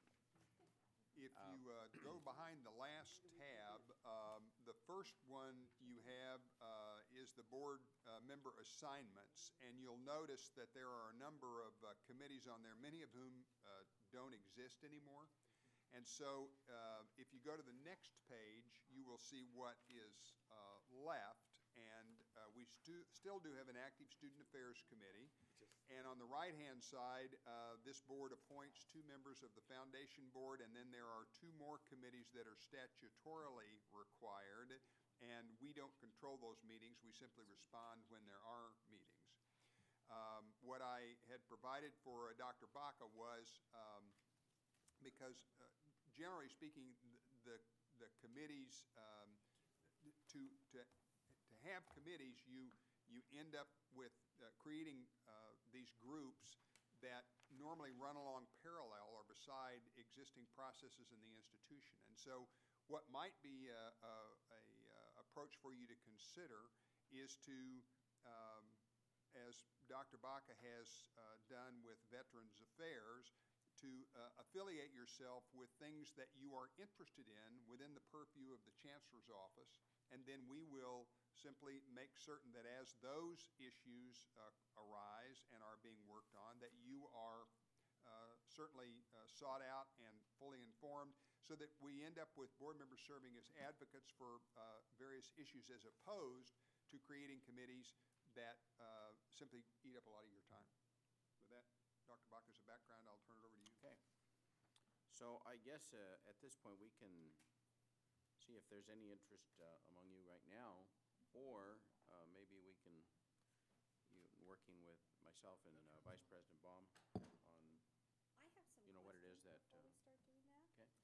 The California State University Doctoral Program Committee, does that still exist? No, it does not. Okay. And so when you look at the second Okay, page, I it's just wanted gone to clarify. because it doesn't exist anymore, nor does CPEC. Oh, yes. So this was a pretty outdated list. And I am on the Economic and Workforce Development Program Advisory Committee, Okay. in addition to Henry. Glad to know that. Thank you. Sorry we don't have you on here, Dr. Mounty. And I We'll don't, get it. I don't know if that committee has me as, we'll have to ask Vaughn. But I know I'm on it, but I Good. don't know if I'm a. We'll make certain that This is what we're doing here, and the Committee on Legislation, I know that after Vice Chancellor Garcia left, we kind of stopped communicating. Yeah, and we may, again, And, we're in the process of filling that slot. We may reactivate that group on down the road. Yeah, because I think it was myself and one of the our former student rep made up that committee. Could I, first off, I applaud the effort, and I think that it helps clarify certain things, that things that we're mandated to have representation on, and then things that are areas of interest or priority. So what I would recommend then is, instead of kind of dividing it up right now, since now if we're heading in this direction, we should see if the rest of the board feels this is a good direction to head, and then we would survey the board members for areas of particular interest. Because we haven't done this since a number of the board members had even joined, Member Belinsky, Member Hawkins, Member Berg, and our two students. So there always is a danger with committee work of governing boards to get too involved in day-to-day operations and the operational side of things. But I think that there's great value in drawing some broad pictures with regard to direction based on what the board as a whole is doing. So, just a matter of keeping that in mind as we venture off into these committees. So, what's the pleasure of the? I liked what he said. yeah, so we would come back. We would survey the board members under your direction, and then come back to the May meeting with probably a suggested slate of appointments. So, Vice President Baum and myself and I will reach out to you and see what it is that. I guess it's just the matter of this, like access, student success, and accreditation are the proposed kind of task force kind of things. Just to give you an idea of some of the areas that, are consuming a lot of time, and some of you may have a special interest in. Okay, so we'll pick up on that. Any other comments before we adjourn? Just logistically, a couple things. The board is scheduled for dinner at 5 o'clock, and if you would like a glass of wine, there's a little lobby right outside the restaurant, which is right on the opposite corner. We have a member of the public who. Yeah, we do need to have a public forum, and then we'll convene for dinner at 5, and tomorrow morning. I'm forgetting, is the dinner here or somewhere else? No, the dinner's on this floor, in the opposite corner of the lobby in the restaurant. There's a private area where the board's going to have dinner. Okay. And then tomorrow morning at 9:30, and Dr. Bach and I are representing the board at a fact breakfast, so we'll be slipping in right on time, but we've agreed to keep one another on schedule, Right. so we'll start at 9:30 sharp. So the bus leaves here at? Oh, no, Nanjiri's not here. I think 9:10, and don't 10 leave after 9. without me tomorrow. We won't. We promise we won't. So that's at 5 PM? We're supposed to be in the lobby for the, The dinner in the other The corner. van will be here at 9:10. And if anybody wants a glass of wine, we'll meet you at 4:30. And we do have a public forum. Okay, well, public? I'd like to, from Samantha Elliott, from the Student Senate of California Community Colleges.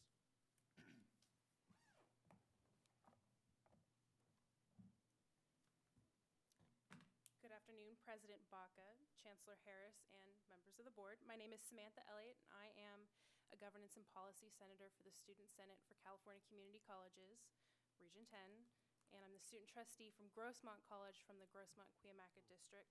I'm here representing President Rich Copenhagen and the Student Senate.